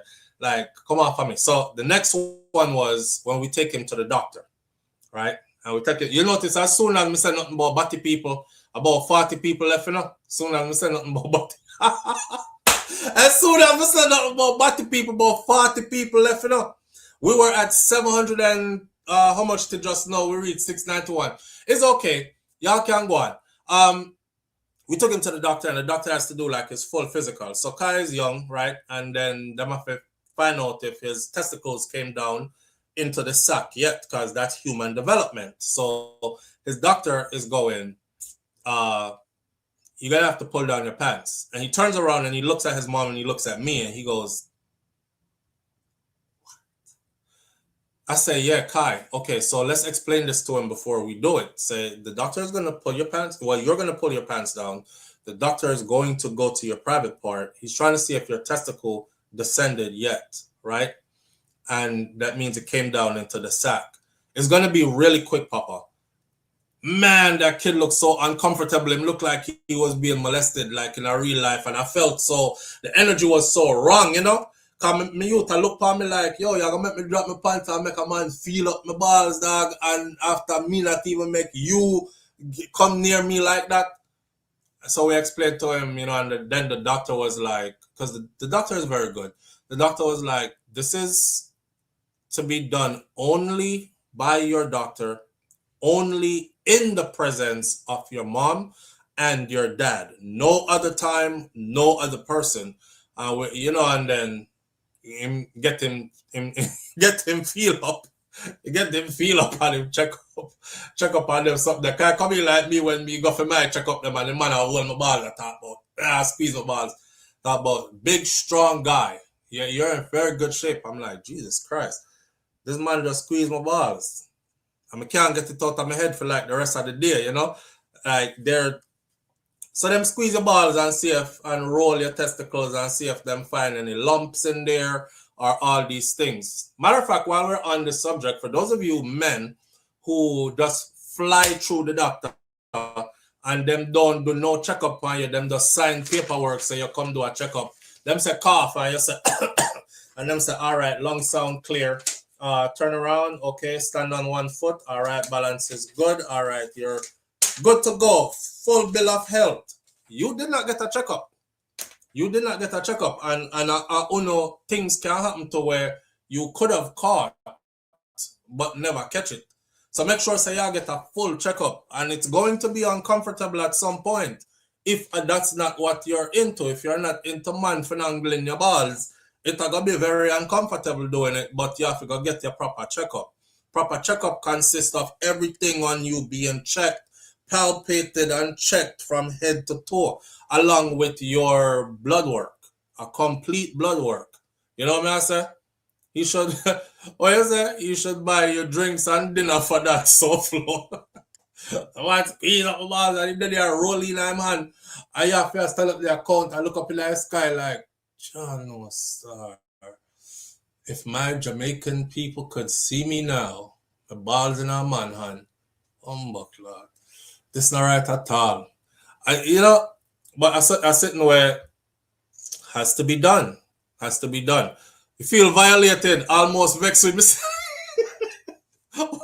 Mervin, for the whole next 24 hours, you can't get that out of your head. You know? You're happy say you come away with a clean bill of health. You thank God say you're healthy in another way, but you can't get it out of your head. You're like, because it's so not how we were raised. Like our culture is like in the forefront of your mind. Your balls is in another man's hand, brother. Yeah, I don't care how you want to put this, whether it's medical or not. The whole day there for your mind. Y'all cuss yourself. Move on, go. Yeah, man, I feel up your balls. From them a pouring a man car. Blaze the fire, make we burn them. There's a line in that song where it says something about a girl alone I feel up my balls. What? You just come from man, and you can't sing the line there again because man now feels up your balls. Man now feels up your balls. It's one of them things there in a life, man. Oh, you say you hobby that? Boy, I'm stressed out for your idea. Oh man. You ready for it anyways? Good old fashioned parenting Rasta. Julia Copeland says. Where you say so?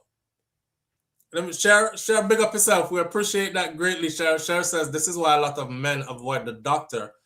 Then they find out things too late. Yes, but that's just your ego, your pride, and also has to do with your culture as well. Ego, pride, and culture. Because we're raised a certain way. You know, no man is supposed to come now. We're close to this. So why if you come? No man is supposed to put hands, touch, nothing there. So when you find yourself like that, I saw there's a video of a Jamaican dude who does Instagram, I think, but he's in the UK. And his father is an old school Jamaican. Him a big man, you know. And him father is a big man.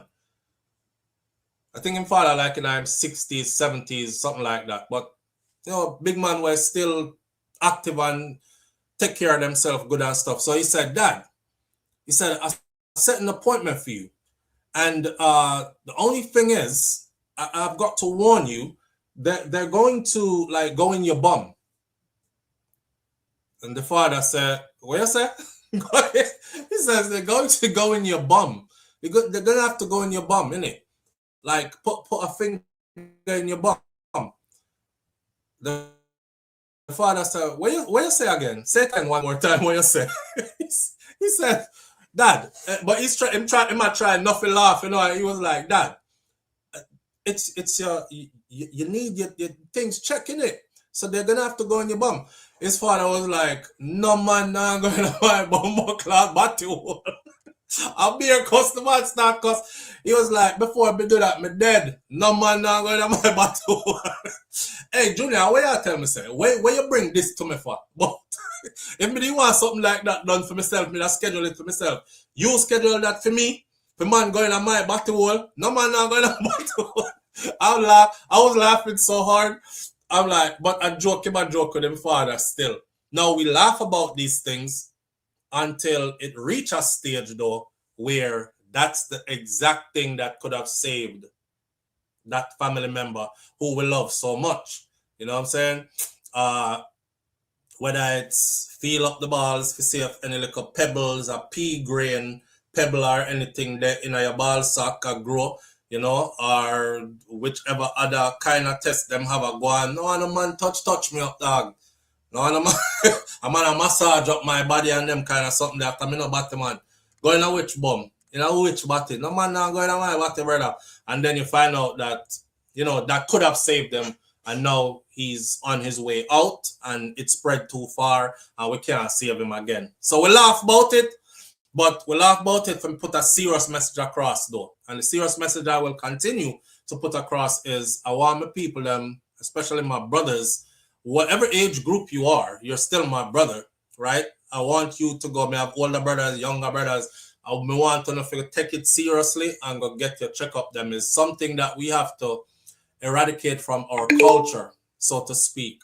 Even if you are gonna do it and feel guilty whole day and not tell nobody about it until it start become a normal thing in your mind, maybe it will never be a normal thing in your mind. You're gonna feel violated whole day like I do every time I go get my exam done. But it's something you have to do. You have to do if you plan on being around for a while and not being taken out by something that could have been avoided or detected early and been treated early and gotten rid of. Because a lot of the stuff we are killed with, they're either preventable or they were easily curable if they were found early. And there we are dying from them when you probably have a next 30, 40 years of good life left and you check out early and left your family and loved ones them. So I want to think about them something there. You saw the video, SD, you were like, Dad, I got to warn you, right? Yeah, it's going to have to go in your bum. Say that again? No, say it one more time. It going in what? What you saying? No blood clot, man, now going on my battle. Oh, man. I'm like typical Jamaican father. Typical Jamaican man. No, man, now going on my battle. Hey, before that, I prefer dead. I don't care what kind of exam that I way supposed to find. Make you kill me. Yo, they're funny. They're funny, but we have to start wise up though. You know what I mean? We have 3 stories to get to, you know. I know we don't reach with 3 stories, them, you know. So, well, we did. We talked about Noah Lyles and Janelle. Congratulations to them again. Wishing them nothing but the best. Noah, Mr. Noah Lyles in Jamaica already. Very, very much comfortable. Walk over here, so walk over there, so I want to try all of the food them. He's a true respecter of the culture and all these things. I just know that dancehall music was clapping at their reception. I wanted to show all the pictures on the screen, which is about not 60, it's about 40 pictures of wedding and then the after something. You know, the reception part, when them change, Janelle outfit looks, I don't know, she looks like something out of a magazine. They're covered, I don't know, small thing for them. They're covered in People Magazine, Vogue, E-News. Live on the air with SouFLo. Good morning. Hi, morning, SouFLo. Good morning, family. How you doing? Good. Big up on yourself. Big up yourself. I just wanted to tell you that happened to a family friend. Mm-hmm. And when he did it, it was too late. When he finally did it, it was too late? Yeah. Oh, man. The older gentleman. So the same mentality, oh, no, doctor now feel me up and ray. Right. It happens a lot to our men. He had prostate cancer.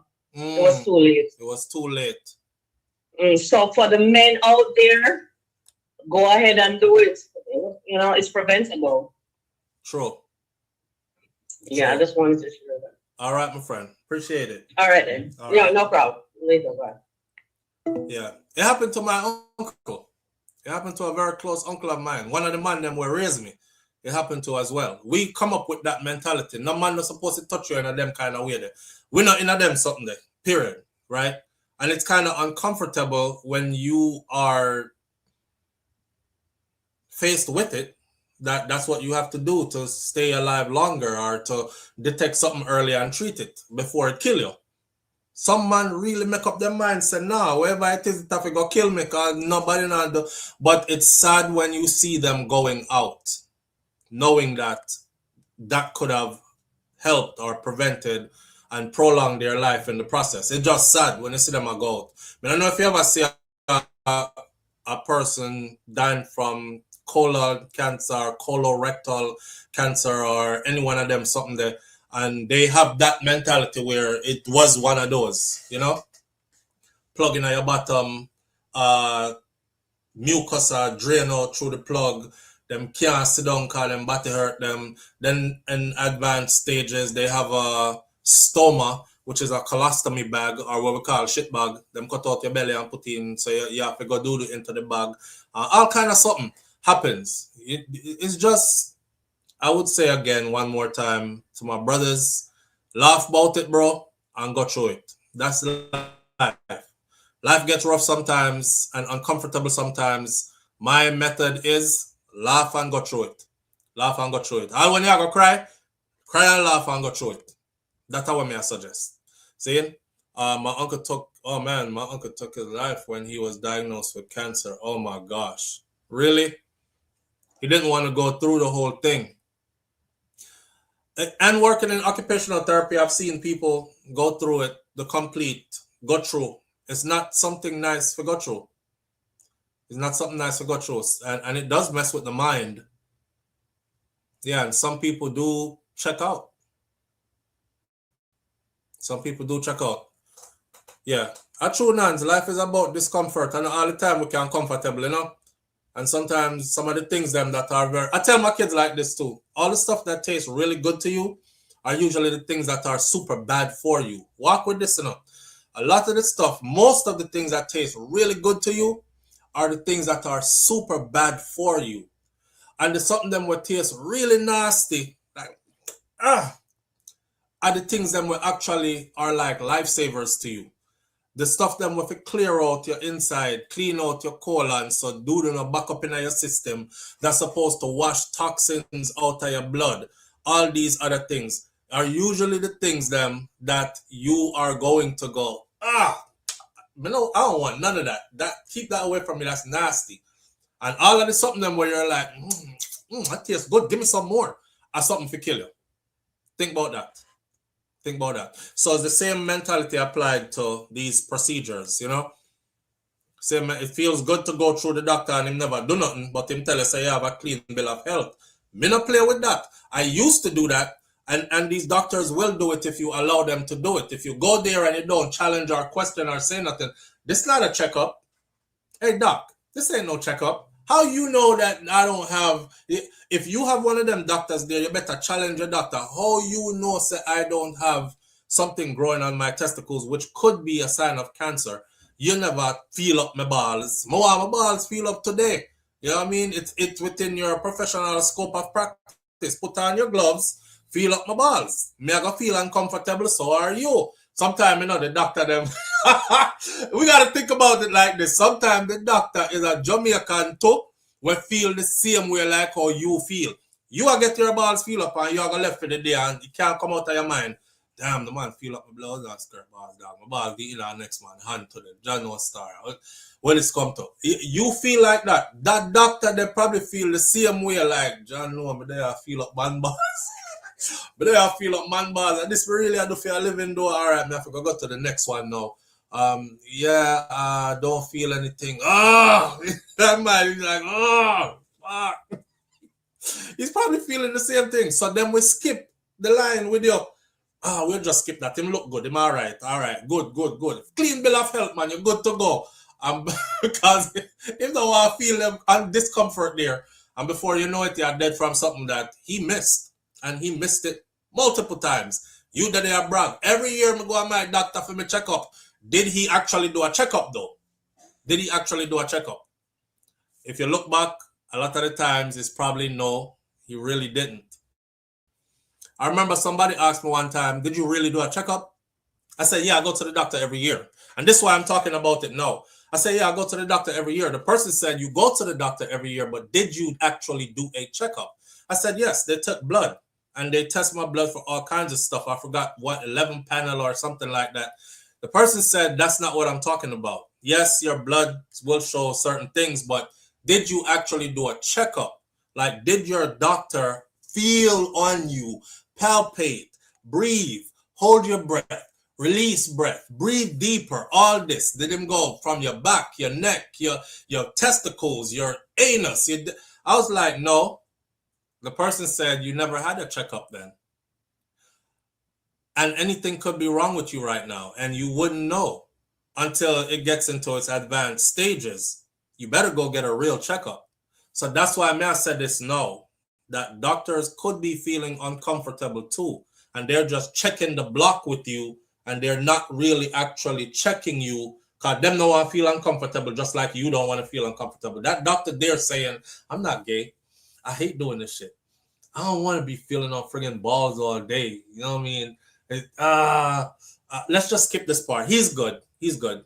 Last time I checked was like 4 years ago. He comes to me every year. He's all right. He's good. That's 4 years of that thing growing inside of you, whatever disease that is, advancing. Next thing you know, oh, you can't breathe right, you're short of breath, you're this, you're that, you go check. It's in your lungs. It's done spread to your brain. It's in your spinal cord. Now you like in stage 4. Nobody can save you. Make sure you get a proper checkup.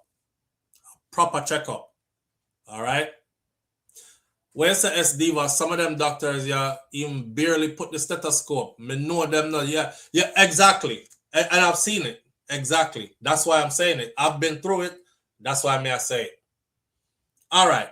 Check out this story right here, right? Boy, I wanted to show you all the video first. Yesterday, I did a story about the Jamaican soldier who killed his common law wife. And then he went to the police station. And I was telling people who were watching it yesterday morning in the premiere that I have the video, but I will play the video this morning. Well, I have the video. And I'm going to make good on that and play that video now. So this are the police. When they go at the police station, after him take our life. Let me see if the volume is turned up over here because I couldn't hear no of them video, which means the volume was pretty low. Put that all the way up to 100 right there. All right, here we go. What happened? What happened? No.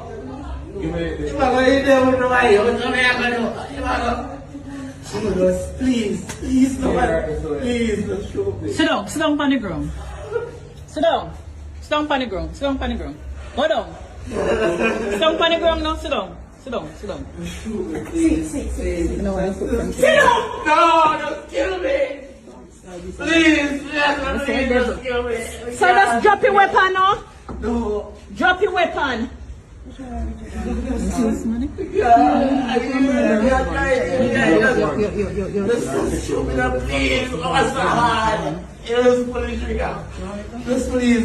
down.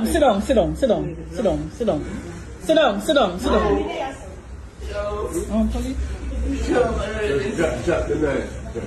No, don't shoot me. And the soldier that, you know, he's saying, shoot me, please, just kill me now. Pull the trigger, what's so hard? He has the knife in his hand. According to the report, when I was reading it to you from the print, it said the bloody knife was still in his hand. Or the knife was in his hand with a substance on it that appeared to be blood.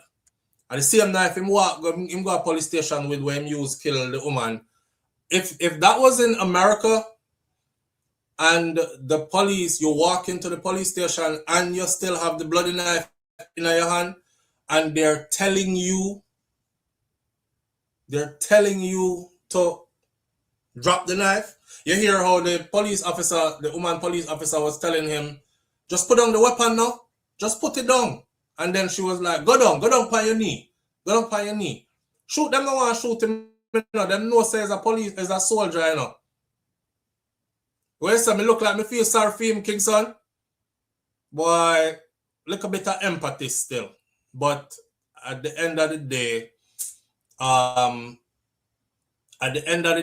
it's him only sorry say him do it. And now his defense is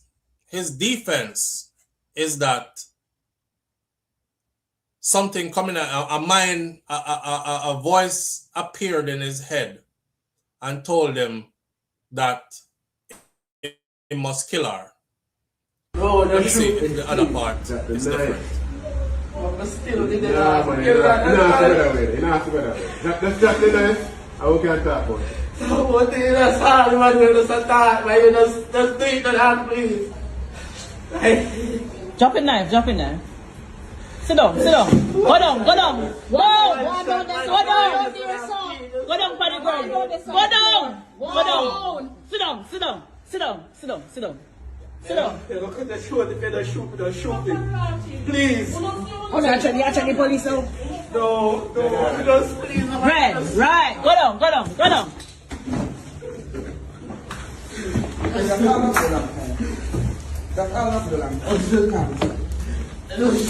Please. Please, no. Put your hand there.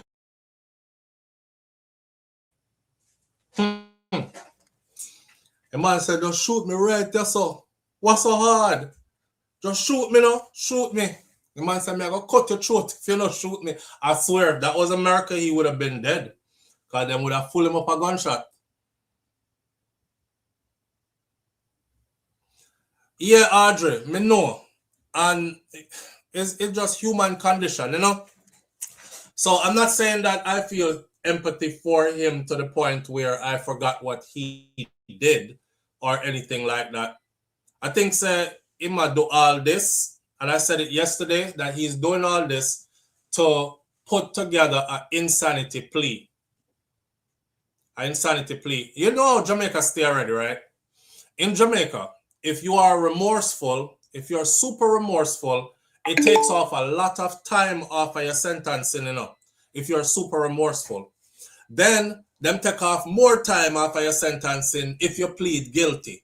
Then them take off more time off of your sentencing if them can prove say is something that you had no control of. He was under stress and duress and had been working how many countless hours. He had complained for days about hearing voices and hallucination. All them have to do now, his attorney just lined up a couple of people who can testify, say, and I say this because it was done before with another soldier man who had, I believe it was a teacher wife, and he did the same thing. And then they had paperwork produced that he was under psychiatric care, but they didn't reveal that to the public before because of his position as a soldier, his rank, and what he did in the army. So he was being treated from before. You can get somebody make up all of them something there, save your life and save you from prison. The man get little bit of no time for murdering his wife at home in front of their children. You know what I'm saying? So I think this is what this is. I put it together already, and I think it's from a selfish place, honestly. This is me flipping my lid because my head hot, do what me do, and now I have to figure out how to save myself from jail or prison, rather. So I'm not sorry for him in that way. I'm just giving empathy to the human condition. You know what I'm saying? Them take off more time if you have a good lawyer. Yes, Lulu, them take off whole heap more time if you have a good lawyer. So you get time take off if you're young. They're going to say that he is redeemable and he can be rehabilitated. So don't dash him away.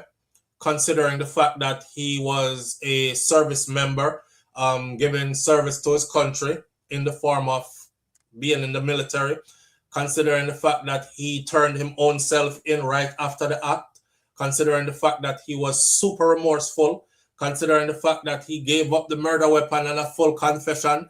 Considering the fact him a bill theme thing to make sure that him not get too much time behind bars. That's what that is. Now, on the other side of things, you have to learn to control yourself more than that. Better than that. Yeah. Now, let's look at it like this. Jolly and Silvera said that Melissa provoked him. She tell him about his mother. Then she tell him, say, must he sleep with all his sister. And these things that she said, the last straw was telling him that he's the one that is responsible for the death of their young son that they lost. And him just pull out him gun and just fire. Him unholster it and just fired in her direction. Him don't know how much time him fire. Turns out they found 3 rounds in her, right? Him don't know how much time him fire. Did she get him so angry and so stirred up? Why did you have the gun in your hand? I took my gun because I was leaving the house. Things escalated and I wanted to leave. That's how the gun reached in my hand. I did go get the gun to shoot her. Remember what them said? That's something that they would have to prove. Prosecution would have to prove that there was none of this happened or whatever. They don't have a way to prove it because she's not alive anymore. So this man, him can very well say the same story. You know, so she have a 12-year-old. She has a 12-year-old. And her 12-year-old was in the house when he knifed her to death. It is said that the 12-year-old was downstairs with them where the knifing took place. And him tell the 12-year-old to go on upstairs. Go on upstairs, go on. And the 12-year-old go upstairs. And then our mother scream. The neighbor them and everybody already reported that they heard chilling screams coming from that house. You know when we say chilling screams, what we mean, right? And the loud scream, and the shrieking kind of scream, and the oh God, me I go dead scream, and don't kill me, please scream. And then the child upstairs was screaming as well too. Because she know what was happening downstairs. Him do it, and him run out of the house, and the neighbors saw him running out the house with the knife, call the police, and the rest is police got to the house, but him carry himself to a police station. Jamaica legal system make it so easy for people commit these crimes. Yeah, the system makes it easy for them to get off lightly, especially if you can afford a good lawyer. If you can afford a good lawyer, you probably won't do a lot of time in prison in Jamaica. Given the chance, him going to hear these voices again and do it again. But the thing, Audrey, is if there is no record of him ever hearing voices telling him to do violence, then how come all of a sudden him hear voices so? You know? All of a sudden you just start hear voices. Nobody no know you as somebody will hear voices. You never complained before about hearing voices. You kill the woman because you suspect that she give you a bun. And now you heard voices. And the same voice will tell him that she give bun, probably tell him to kill her too. Or did he have proof that she was given bun? Either way, that's not justifiable. You got cheated on. You're not the first person to get cheated on. You're not the only somebody to get cheated on. You're not the first and won't be the last. Murder is never the answer.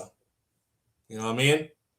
But yeah, that's the video of him in there. Now, along those lines come this story right here. I find this story very interesting. And this guy is, somebody said he was from Jamaica, lives in Fort Lauderdale, but he's not. I went and did the research and he's Haitian. West Palm Beach, Florida. I don't know, say Florida, me there. A jury on Wednesday found Sonny Josephat guilty of fatally shooting his ex-wife and her new husband outside of their suburban West Palm Beach home, according to State Attorney Alexia Cox. If you look at my icon this morning, you will see the guy who is all the way to the left, to the right of the icon for this video. That is the individual. Let me see if I have a picture here of the person. No, I don't. Didn't save a picture of him. All right. That's the person. Now, after a 4-day trial, jurors convicted Josephat of 2 counts of first-degree murder with a firearm. The shooting happened December of 2023, but he was just convicted just now. The sentencing hearing for him is scheduled for April 10th of 2026, which is in another 3 days. The case was investigated by the Palm Beach County Sheriff Office and prosecuted by Assistant Attorney Martri Tanikotu and Alyssa Lowenstein. Josephat was arrested after the killing on Summit Run Circle in December of 2023. Deputies said that Josephat confessed. and that court record showed his divorce from the female victim had been finalized in October of 2023. Wednesday's verdict brings the case to its final stage in circuit court, where Josephat now faces sentencing on 2 murder convictions. So, I read a little further into this. According to the arrest affidavit, the murder was witnessed by Josephat's daughter, and the daughter, after she watched her father kill her mom and her mom's new husband, which, by the way, they had only been married for 2 weeks. 2 weeks into our new marriage, him gunned down she and her husband. His daughter was there. She called 911. The report said that her father had shot her mother and her stepfather. Deputies from the... Y'all gotta watch the backstory to this. Deputies from the Palm Beach County Sheriff's Office report that deputies arrived at the home where they found the man and the woman suffering both from multiple gunshot wounds. The arrest report says that moments before the murder, Josephat was seen walking through the yard on the side of the home, looking through the windows. According to the reports, as he approached the front door of the house, he pulled out a gun and shot the married couple multiple times. Josephat then fled the scene of the shooting and drove himself straight to the police station, where he turned himself into the deputies and confessed to the killing of his ex-wife and her husband. Josephat told the deputies that on the day of the murder, he left his apartment to take his daughter out to breakfast. He was just being a dad, spending time with his child. And when he left and went out there, he said he saw his ex-wife happy with her new husband, and it angered him so much, he couldn't get over the anger. He told deputies that he shot one of them in the head and then in the torso, and then he shot the other one multiple times all over. Don't remember specifically where the other one got shot. Josephat then called his pastor and told his pastor, I had done a bad thing. I just killed my wife, my ex-wife, and her husband, is what the arrest affidavit reads. Now, the backstory is this woman had been married to Josephat. Josephat married to this woman for quite some time. They built a life together. He is heavily invested in that life, right? When you buy a house together, you pay your bills, you pay a mortgage. The house is partly in your name with her name on it as well. This is one of the cases where I don't know if he was treating her badly or not, but what is out there is that she got him thrown out of his house and moved her new man into his house or their house that they once shared. Kind of remind me of this army dude, a friend of mine that I told you all about. Like, he uses military benefits, purchased his house, and this woman kind of figured a way how to take his house away from him. And she did. First, she called at the law and said that she was very scared for her life, and they told him that he was the one that had to leave. Now, once he left the house, she ended up filing for a divorce, right? Long story short, time had passed by, their divorce had finalized, and he said, man, one of the saddest things was me driving by my house, and I saw her get out of the car with my daughter, with my dog. My house looked the same. So all she did was remove me from the picture and put another man in my place. And they're grocery shopping and going on like nothing. They never skipped a beat, you know, watching them come out of the vehicle and go in the house. His daughter's still there. She's still small. His dog is there. The dog find new owner, and it's just he's out the picture. And he said that hurt so much. So I applied that to this story, and I'm saying Josephat felt hurt because his daughter is still there. She called the man her stepdaddy now. Just the woman replaced him with another man. She went on. The divorce was finalized October of 2023, and she was the shooting happened December 9th of 2023. The divorce was finalized October of 2023, and the shooting happened December 9th of 2023. And the news media says she was killed 2 weeks into her new marriage. So that means she got married 2 weeks after she got divorced. she got married 2 weeks after her divorce was finalized. You know what I'm saying? So I don't know if the man probably looked at it like she was just waiting to get this divorce, to get married. They probably were together while she was with me. She already moved on, and that's why we probably couldn't work out nothing, right? That's why we probably couldn't work out nothing. Because you know, when people mind done lock off already, them decide say it's over, I've moved on, I already have somebody else. Nothing you say can't fix anything. Anything you say, you talk to the breeze. They already have somebody new, and she already is moving on, and it left him that angry. He went out to go take his daughter out to eat, you know, daddy and daughter date, and friggin' saw them. And look how happy she looked with him. And look how much hell she gave me. And he couldn't help it and ended up gunning down both of them. Well, I'll stay close to this story because April 10th is his scheduled sentencing in a Florida court in West Palm Beach, Florida. And we will know how many years he will be getting behind bars. Audrey, you can't get annulment. The only way you can get an annulment is if your marriage was never consummated. Now, Tuano can lie. In order to save divorce money, Tuano, you could lie and say, we got married, but we never had sex. So we never had no honeymoon or nothing. The marriage mash up the day we said I do. And then they will give you an annulment. But once your marriage was consummated, intercourse seals a marriage, then you're going to have to go for a divorce. You can't get an annulment, right? His lawyer will get a psychiatrist to testify on his behalf. Junior Copeland, for the soldier. But this guy here in West Palm Beach, his ducks are fried. I think he's going to go to prison for a very long time. This is a double murder. He's probably never coming out of prison.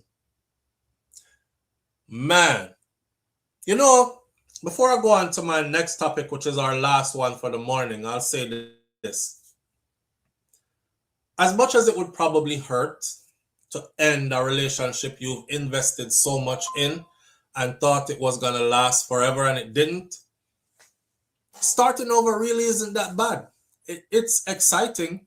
There is a lot of unsurety in starting over, you know. But when you leave something bad and you're starting over, it's not that bad because you're starting over with something fresh and new. Now, of course, you don't know if something bad you start over with yet because everybody has shown good face in the beginning, don't? Yeah, but you still feel good, that initial start over, that everything fresh and new and exciting, and you meet somebody who makes your heart move differently. And you know, I said, me not kill myself over nobody. I'm definitely not killing nobody. I'm going to spend he's never coming out of prison. That was a double murder. That was a double execution. He's never coming out. I can tell you that right now. And I'm going to follow this until the day of his sentencing just to see if my prediction is correct. So April 10th, the man could have just start over and wish himself well, find a new woman, and move on with life. Now you're going to be with a bag of man. Locked in with a bag of man for the rest of your natural life. Your daughter now don't have a daddy. You're gone. Anything can happen to your daughter out here. You can't even defend her. Yeah. That's how it go though. That's how it goes. Friends from Lake says where this happened. It happened in West Palm Beach, Florida. I'm in Florida. West Palm Beach is right down the road from me. So it happened in West Palm Beach, Florida. He was just convicted Wednesday of last week. And his sentencing is for the 10th of April. But the killings happened in 2023.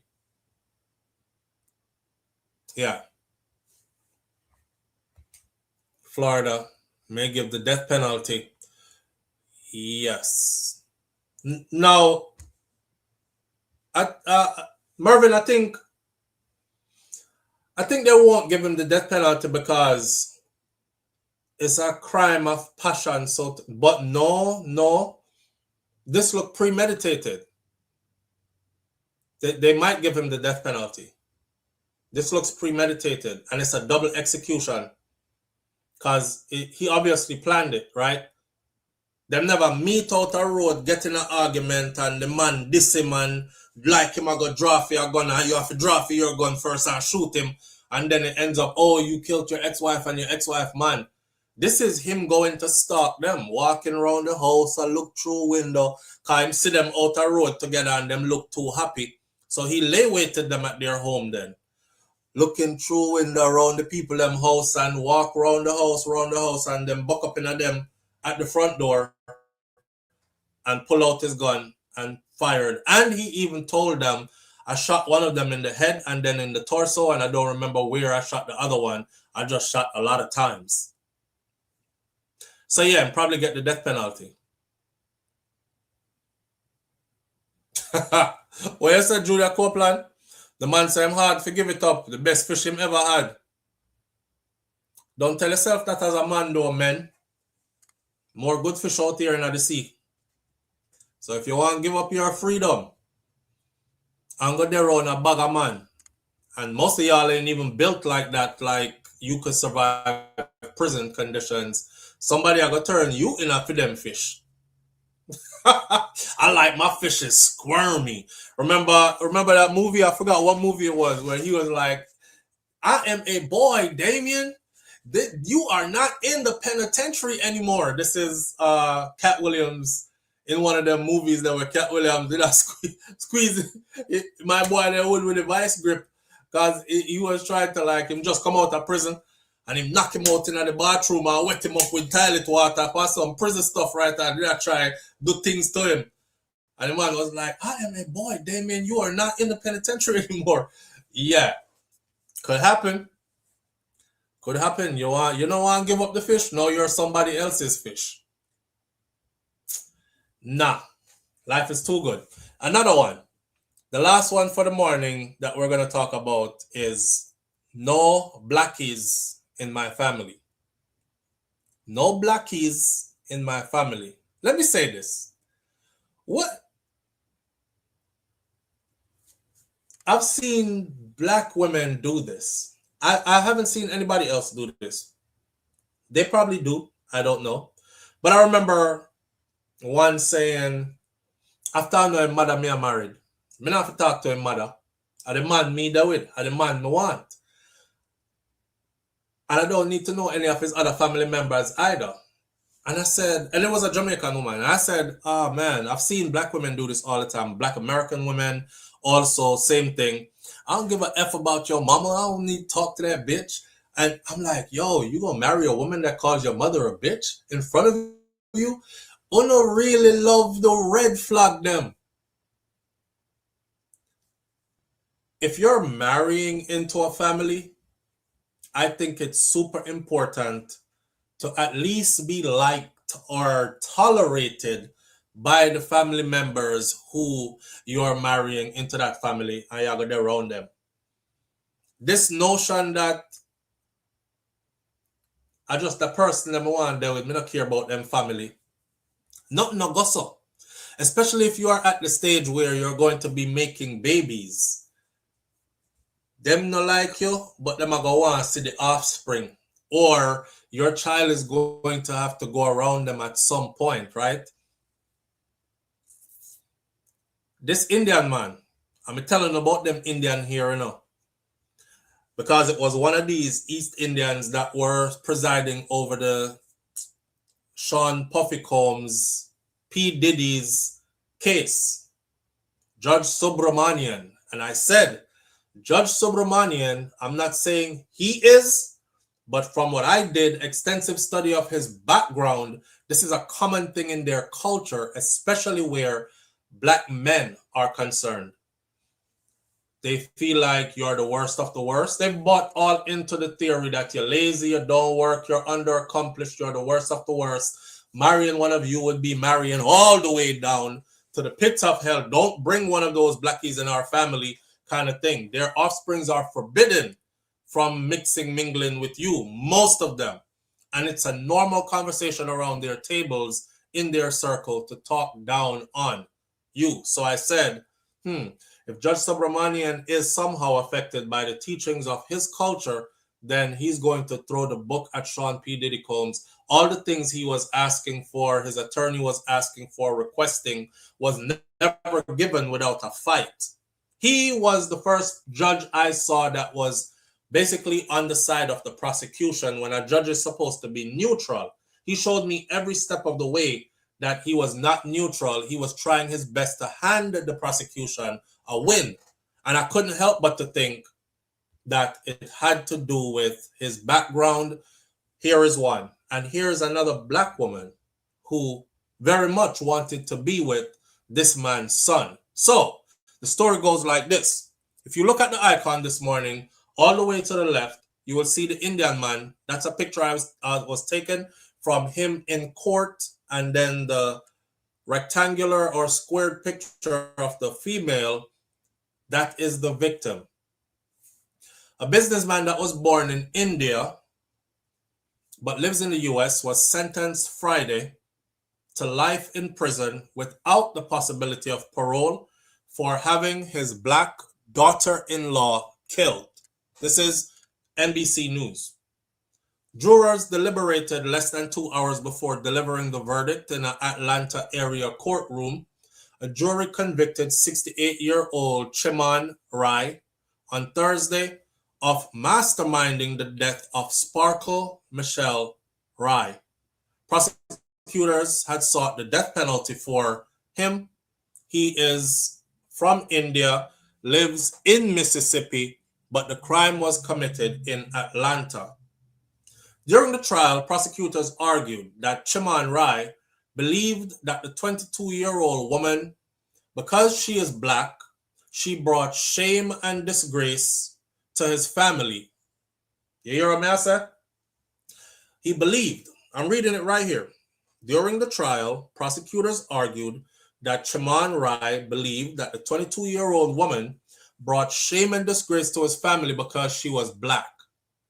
Sparkle Rai was found strangled to death and stabbed multiple times weeks after her wedding to Rai's son, Richie Rai, in March of 2000. They're just going to trial with his murder trial in 2026, even though her murder happened in 2000. Things take time. Jurors found Chiman Rai guilty on 7 charges, including felony murder and burglary. I'm feeling very much relieved, said Bennett Reed, who is Sparkle's father. He said on Thursday of last week as he blinked through tears. I feel justice has been served for my granddaughter and for my family. So why they said father? Her grandfather raised her. He refers to his granddaughter as his daughter. My daughter is not going to come back, but she is smiling now, he said. Attorney presented starkly contrasting image of Rai during the 8-day trial. Prosecutors sought to portray him as a racist who was so upset that his son, Ricky, married and fathered a child with a black woman that he shelled out $10,000 to a hitman to have her killed. They called Rai's ex-cellmate in the Fulton County Jail to testify that Rai called black people scum. So he's been locked up for a while. his cellmates at the jail he's been locked up at testified in court that on regular conversations on a normal day, he refers to black people as scum. They also pointed to statements from his son, Ricky Rye, who told investigators that after the killing, his father was a little racist.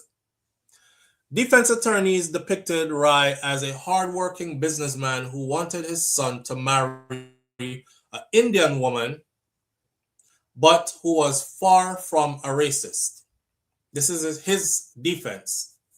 They paraded a steady stream of Rye's black customers at his business and fellow inmates before the jury, and each described Rye as tolerant and compassionate. So they went to his customers, black customers. You know, before I go any further, if I was a black customer of his, I'm not going to testify on his behalf. Even if he has always been nice to me while I'm spending my money. I'm spending my money at his store. Of course, he was nice to me, right? If there's one thing these people know is customer service. You know, black people, them will give you dirty looks even though you're buying stuff from their store.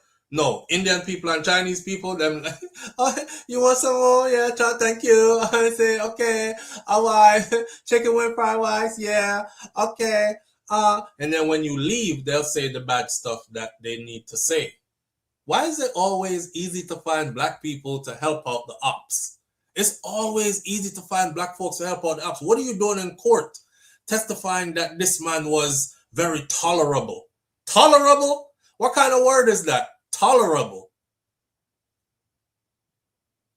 His attorney also reminded the jury that their client was also a math teacher at Alcorn State University, a historically black college in Mississippi, and that later he ran a supermarket in a predominantly black area in Jackson, Mississippi.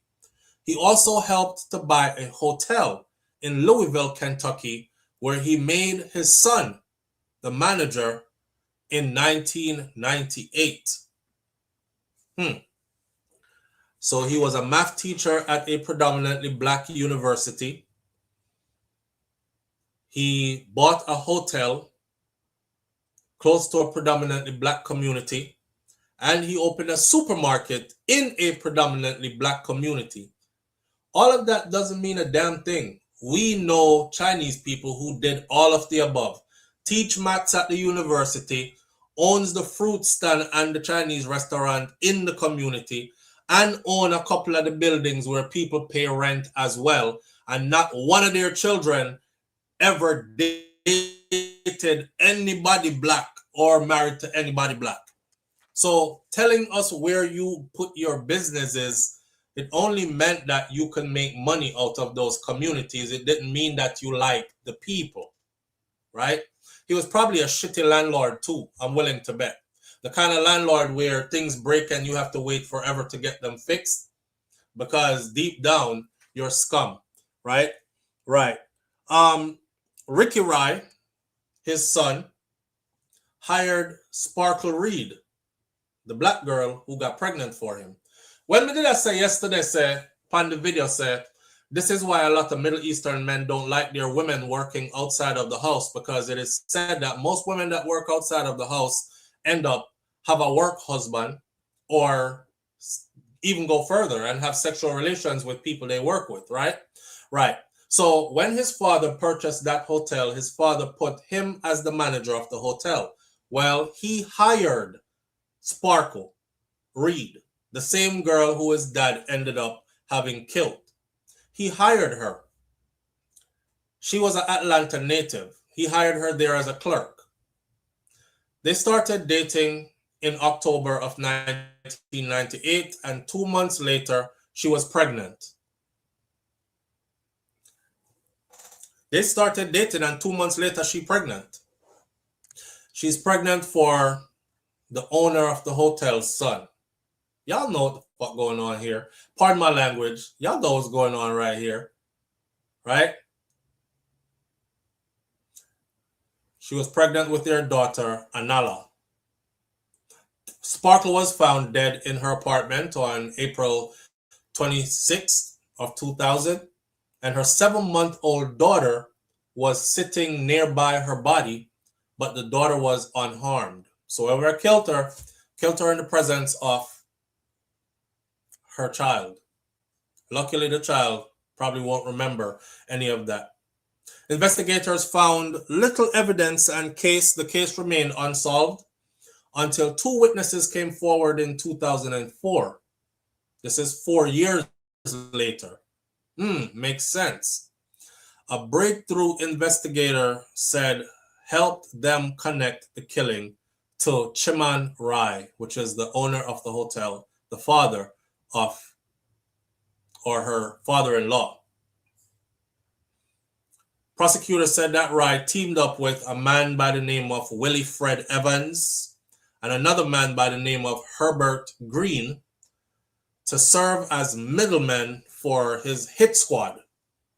And both of those men actually testified in court that they arranged the killings or the killing. Both have pled guilty to lesser charges and they cooperated with prosecutors to seal the case against Chiman Rai.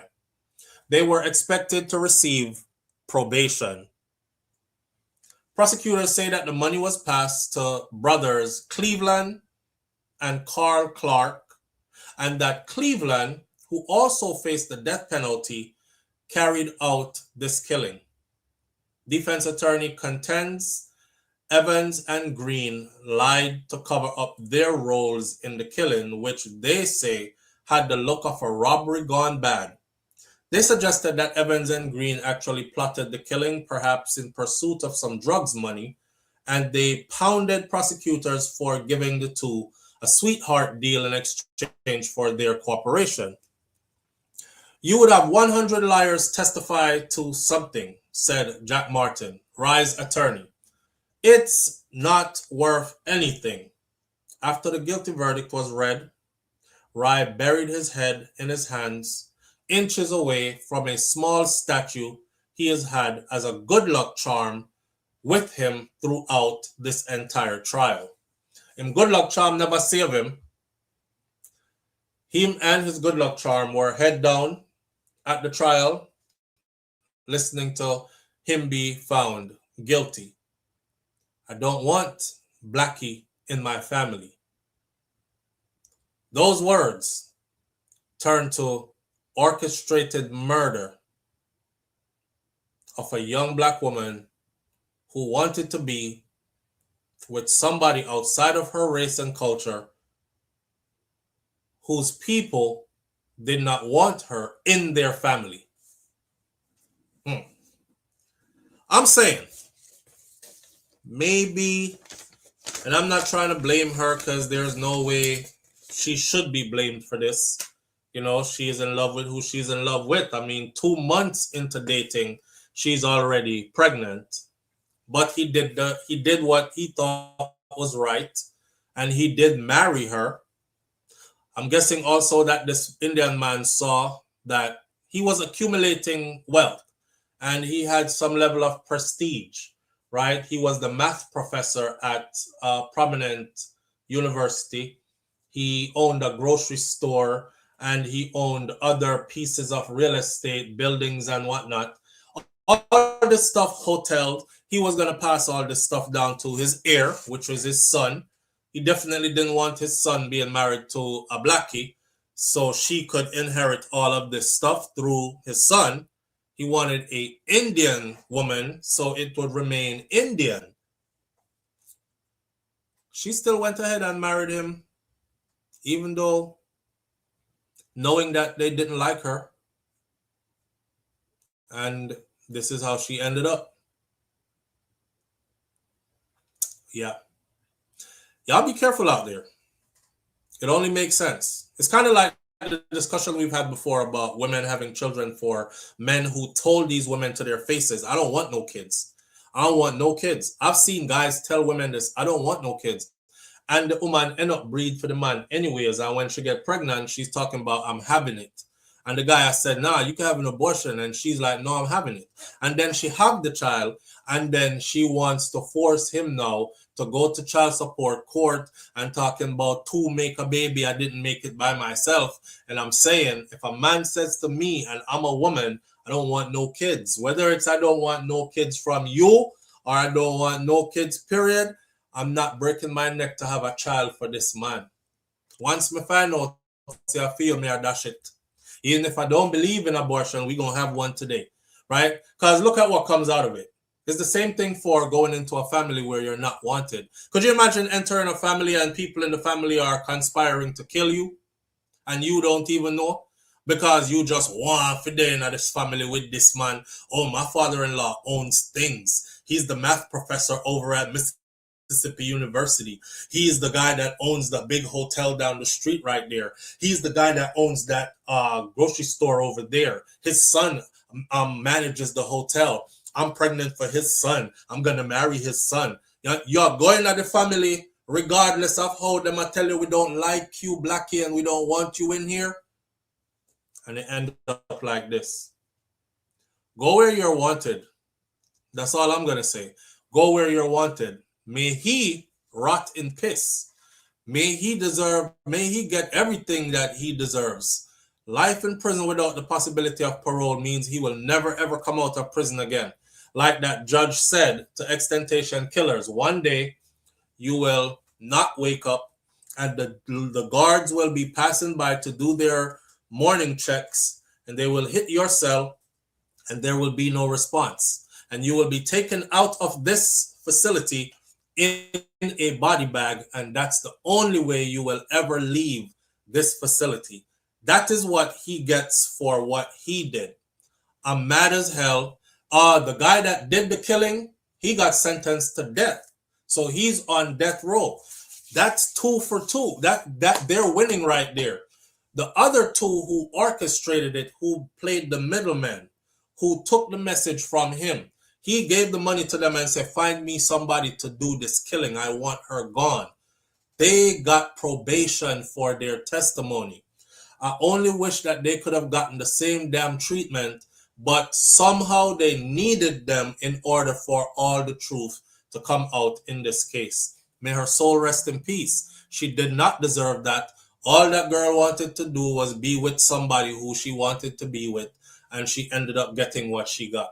A painful death, trying to get into a family that did not want you there. You know? Carissa Smith said you can't help who you fall in love with. You can. We're of two different theories. You can absolutely help who you fall in love with. You can definitely absolutely. Let's take a survey before we leave this morning, because I was about to end the video. Of all the people who are in here right now, who says yes and who says no? You can not help or you can help. Do you think you can help who you fall in love with? Is that yes or no? You can't help it? I absolutely think you can. Live on the air with SouFLo. Good morning. SouFLo. Yeah, family. How you doing? I bet you, I'm a good man. Yeah. Oh, yeah. I bet you. Yeah. It's one of our time in get to take her out. Yeah, it is. It is. Two black men orchestrated the murder and 2 black men kill her. Hello, we don't know nothing, we just brought it to life, you know. We maybe look people on Dateline or 48 hours and watch it.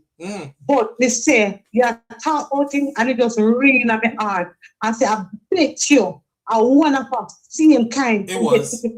Us. It was. Exactly. 4 black men. All right, my friend. Yeah, the story, we can go on for days, but she's right. It was 4 black men that were in this. It took 4 black men to kill her. 2 orchestrated it, and the other 2, which were brothers, actually carried out the murder. And one of the brothers told on his other brother that he's the one that actually did the strangling and the stabbing of it, even though they split the money, and that brother got sentenced to death. So yeah, it's always never hard for us to find one of us that's willing to sell out quickly or harm one of us or anything like that. No, she didn't deserve all that. Audrey says. Nan says no. Nisha says yes. Always our own. You can't help it, but you have to choose to step away. I think you cannot help who you initially like. Walk with me. We had this discussion before. Who you initially like, you can't help that. Like, if you look this way and you see somebody that is attractive to your mind, you can't help that. So that's why sometimes I see people do double take, right? But how far that goes after that is all up to you. Now, if you engage that person from first sight, you like what you see, and then you engage the person, and now you and the person have a rapport and you start to like this person's personality, not just their look. You don't just look past somebody and fall in love. You're going to know the person's personality or a little of their personality. And once you do that is where your mind starts to work like, wow, I'm totally in love with this person. This person speaks my language. This person says all the things I want to hear. And then it's up to you now whether you want to dive in further or you want to cut it off right there. So that is why you hear some people say, we got to cut this off before it gets any deeper, right? That's because you have control. You have absolute control over who you fall in love with. You don't just fall in love overnight, so. And you don't just release yourself in order to, to facilitate the falling in love thing. You put work into it. So you don't just fall in love overnight. You absolutely can control that. Live on the air with SouFLo. Good morning. Good morning, SouFLo. Good morning, family. How you doing? I'm not doing too bad. Talk to me now. What go on? Yeah, although this man gone to prison, the man win. Yes, because she dead. And let me tell you him win. The same people that were him called scum, him use them to kill her. So this pissed me off. Multiple of them the same people that were him called scum, him use to kill her. To show you how much of a scum they are. Yeah. For show you how much of a scum they are. Yeah. Wow. To show you how much of a scum him think we are. Wow. You understand? Yeah. Yeah. Damn. I didn't even check the levels. Yeah. Thank you. All right, my friend. Have a great day. You too. Yeah. He's laughing, right? He says they are scum. I'm going to show you they are scum because I'm going to use some of her own to kill her. And it took 4 of them, all men, all black men, orchestrated her death on his behalf. What more can we say?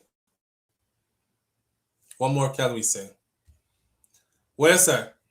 Lulu says, SouFLo, some people fall in love and plan life at a stoplight till the light change. I don't fall in love that. You're infatuated. People be using the word fall in love too loosely. That is infatuation. That's not love. I was watching a video about arranged marriages from the East, right? Because African Indian cultures do it. From the Eastern culture, arranged marriages work a lot.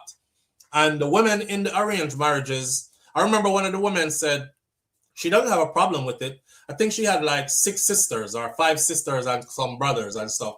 All our them marriage were arranged by her parents. And they were explaining in the video how the parents had to get to know the parents that their spouse was picked from that family. So they have to get to know them and all these other things, right? And it was usually in their culture marrying up because their parents would pick from a family that is well-to-do or doing better than their family then, right? So that is one. And the woman was like, she's fine with it because maybe she would have fell in love with a boy her age who didn't have anything to offer. And then she would be in poverty for the rest of her life. And then them asked the woman do you love your husband though? Because you have to love somebody to marry them. You know what these Eastern women say? They said love is something that you learn over time along the way. So you get married, You get married for stability. You get married to build a foundation. You get married because this person will be a good father to your children you're going to have. You get married because there's a better life ahead with this marriage. Them name a bunch of things for get married for. None of them was love. And then they said love comes in years. Being with somebody, knowing them inside out, day in, day out. Because when you meet people, they give you what they give you. Them not give you all of them. And then you run around talking about, she said, in the Western world, you marry for love, but you have lots of divorce. We don't have lots of divorce because the love that you marry for is not really love. It's infatuation. Somebody gives you what they want you to see and you're running around, oh my God, I'm so in love, right? You run off and get married and then the real person starts to come out and you no longer love them. Now you want a divorce. For them, it is over time that they get to know this person. Damn, him snore loud. Oh, he has some shitty habits. Oh, he this, he that, the other. And it's stuff that you're going to have to learn to work through, to continue to love this individual. And the more you realize, now, I really love this person. Because shitting and boxer draws them all the time. I just take them up and wash them. I really love this person because he leaves me all the damn time to be with the kids alone. And I'm doing this by myself. Yeah, he works a lot, but I would love for him to chip in and help me over here. Him not clean house. I mean, alone clean house, but he does keep all the bills paid. I really love this person. So all this resentment and everything is just me putting things into perspective as to how this marriage is going to work. Understanding my position and his position and still choosing to stay through all of it and then over time it becomes love. I love this person so much. We built so much together. I'm not going anywhere. For us, it's different. For us on this side, and this was them speaking it. For us, you guys in this part of the world, that's how you get married. Claim you're in love, but it's not really love. Infatuation. Right? You have to grow to love people. You can't love nobody overnight. You can't love nobody in one go. You have to really know somebody to love them. And a lot of people don't know the people who they're with by the time they start saying, I love you. You hear what I just say? A lot of people don't know the person they are with. By the time you say your first, I love you, I'm in love with you, you don't know that person that you're with. That person has not given you their full 100.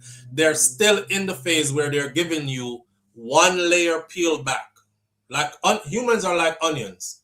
Many different layers to peel back. Then peel back one layer gear and you talk about I'm in love. I want to spend the rest of my life with you. And then you go get married to them and then peel back a next layer and you're like, whoa, hold the hell up. What's this? And then peel back a next layer and you're like, I don't even recognize you anymore. Where's the person I live with? And peel back a next layer and you're like, fuck this, I'm out of here. I want a divorce. You know what I'm saying? Right. So, in 49 sleep. What you say, Audrey, in 49 sleep and it really stink, but me love him. Oh, you want that sleep and it really stink, but me love him. With chat family, love you SouFlo. Boy, I don't know enough. I appreciate all the good words. Lulu said, your chat family, love your SouFlo. I appreciate all the good words. If you call it love or appreciation or whichever the case may be. But we have to be careful with the word love, man, and how we throw that around. I love those shoes. That's people from this side of the world, right? I love those shoes. Oh my God, are those Louis Vuittons? I just love those shoes. Oh my God, look at that dress. I just love that dress. And I love him too. Well, damn, you love shoes and dress and me?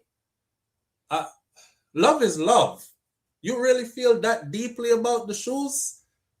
Or you just feel that shallow about me? Because I can't the same feelings where you have for the shoes you give me. You love the shoes and love me. You see what I say? The reasoning they're gone over enough people head. We're gonna leave it right there so this morning. Manners and respect to everybody tuning in. I appreciate you greatly. Thank you for being here. Big up on yourself. To the people who don't have your membership, get your membership so you could be a part of this chat. For the people them in the chat, big up on yourself because Uno is Uno own entity inside of this chat. They be having their own conversations and linking up with each other and all these things, which I absolutely love. All right. We'll be here tomorrow morning if God spare life. You know, said things kind of busy right now. I'm running here, there, and everywhere, but I'll keep you posted.